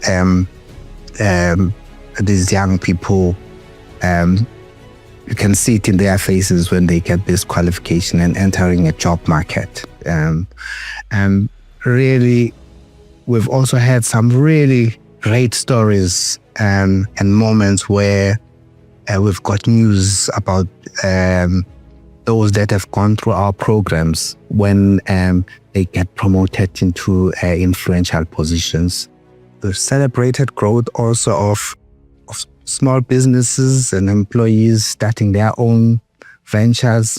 This has been really the true measure of the impact of our initiative and changing the lives of the ordinary citizens. Shoprite places huge emphasis on learning and development, and this has been taking place long back before year 2000. Since the introduction of learnership and skills program in year 2000, Shoprite has actively participated and will continue to do so, as this gives the company an opportunity to ensure that we have skilled and qualified employees. Skill is a big challenge in our country. And in order for us as retailers to acquire skilled people, it is a mission. The Rseta contribution to our business is huge. As I said, 80% of our employees came through the learnership. 6 months later, this learnership, they become employee. They got skilled, they've learned, they understand what is expected of them. We started off, training the skills development facilitators of the SETA. We were right there in the beginning. Now you can appreciate, as the skills development starts with the SDF, that was compile a workplace skills plan, that make a need analysis, there's the job profiling, there's the plan, that is in line, with the business objectives of the company. And from there, the training, would flow forth. So we trained the skills development facilitators of the SETA, and that formed the basis and the foundation from which, the first WSPs were submitted to the SETA. And then we were so privileged, to be involved with the piloting of the very first 2 qualifications that the SETA had registered at that stage, which was a qualification on NQF level 2, on wholesale and retail processes, and 1 on operations management on NQF level 5.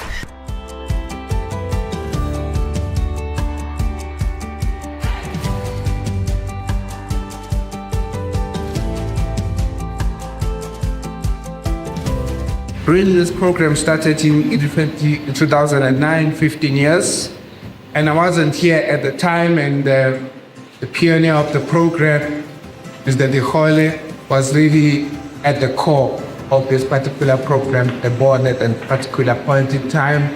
And really this program is to create a pool and a pipeline of influential leaders in the retail sector. But what is also grateful and nice about this program is that you've seen a number of beneficiaries of this program getting into their own businesses, moving up the ladder, and we're dealing also in the retail sectors.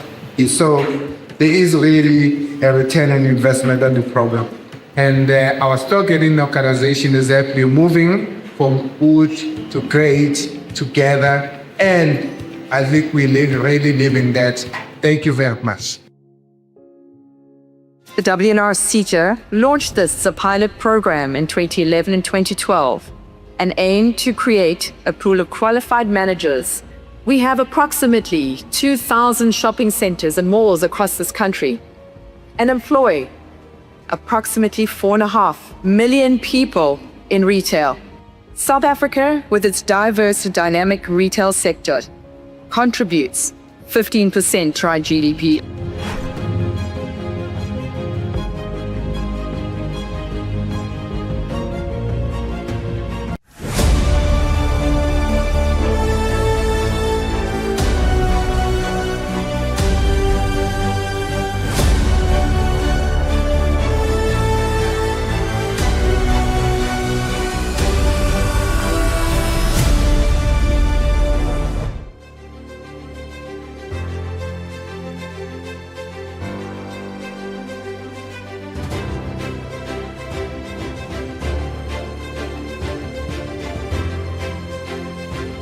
The W&Rseta is unrelenting in its skills development transformative agenda for the sector to ensure equal opportunities for young people, women, and Africans. One of the initiatives to achieve this objective is the Service Station Readiness Program.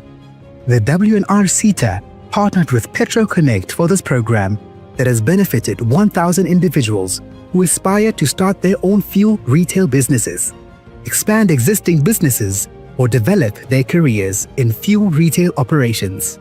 A 21 million rand investment was made into the program to equip aspiring fuel retailers with the knowledge to enter the industry. Existing fuel retailers were equipped to grow their businesses, while current employees were trained on management and supervisory skills of fuel retail operations. 3, 2, 1. Professor B. Nzimande, Member of Parliament, on the 3rd of May 2024. To the W&Rseta, thank you for continually sticking to the promise to advance South Africa's economy through skills development.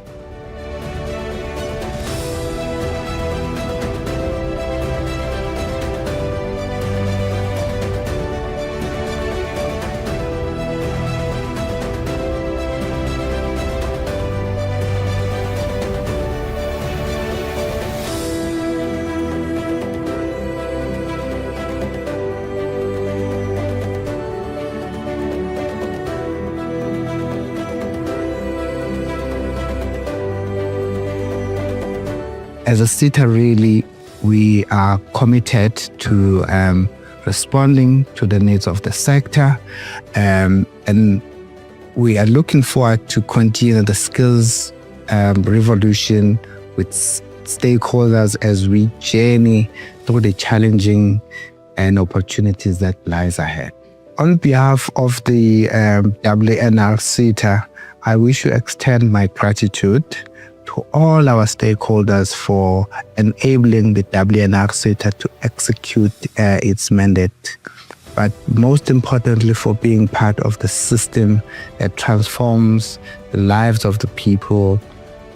Thank you for being part of the solution to the challenges that we all face as a sector and also as an organization and the SETA. So here is to 2030 and beyond in moving the sector and the organization from being good sector and an organization to greatness.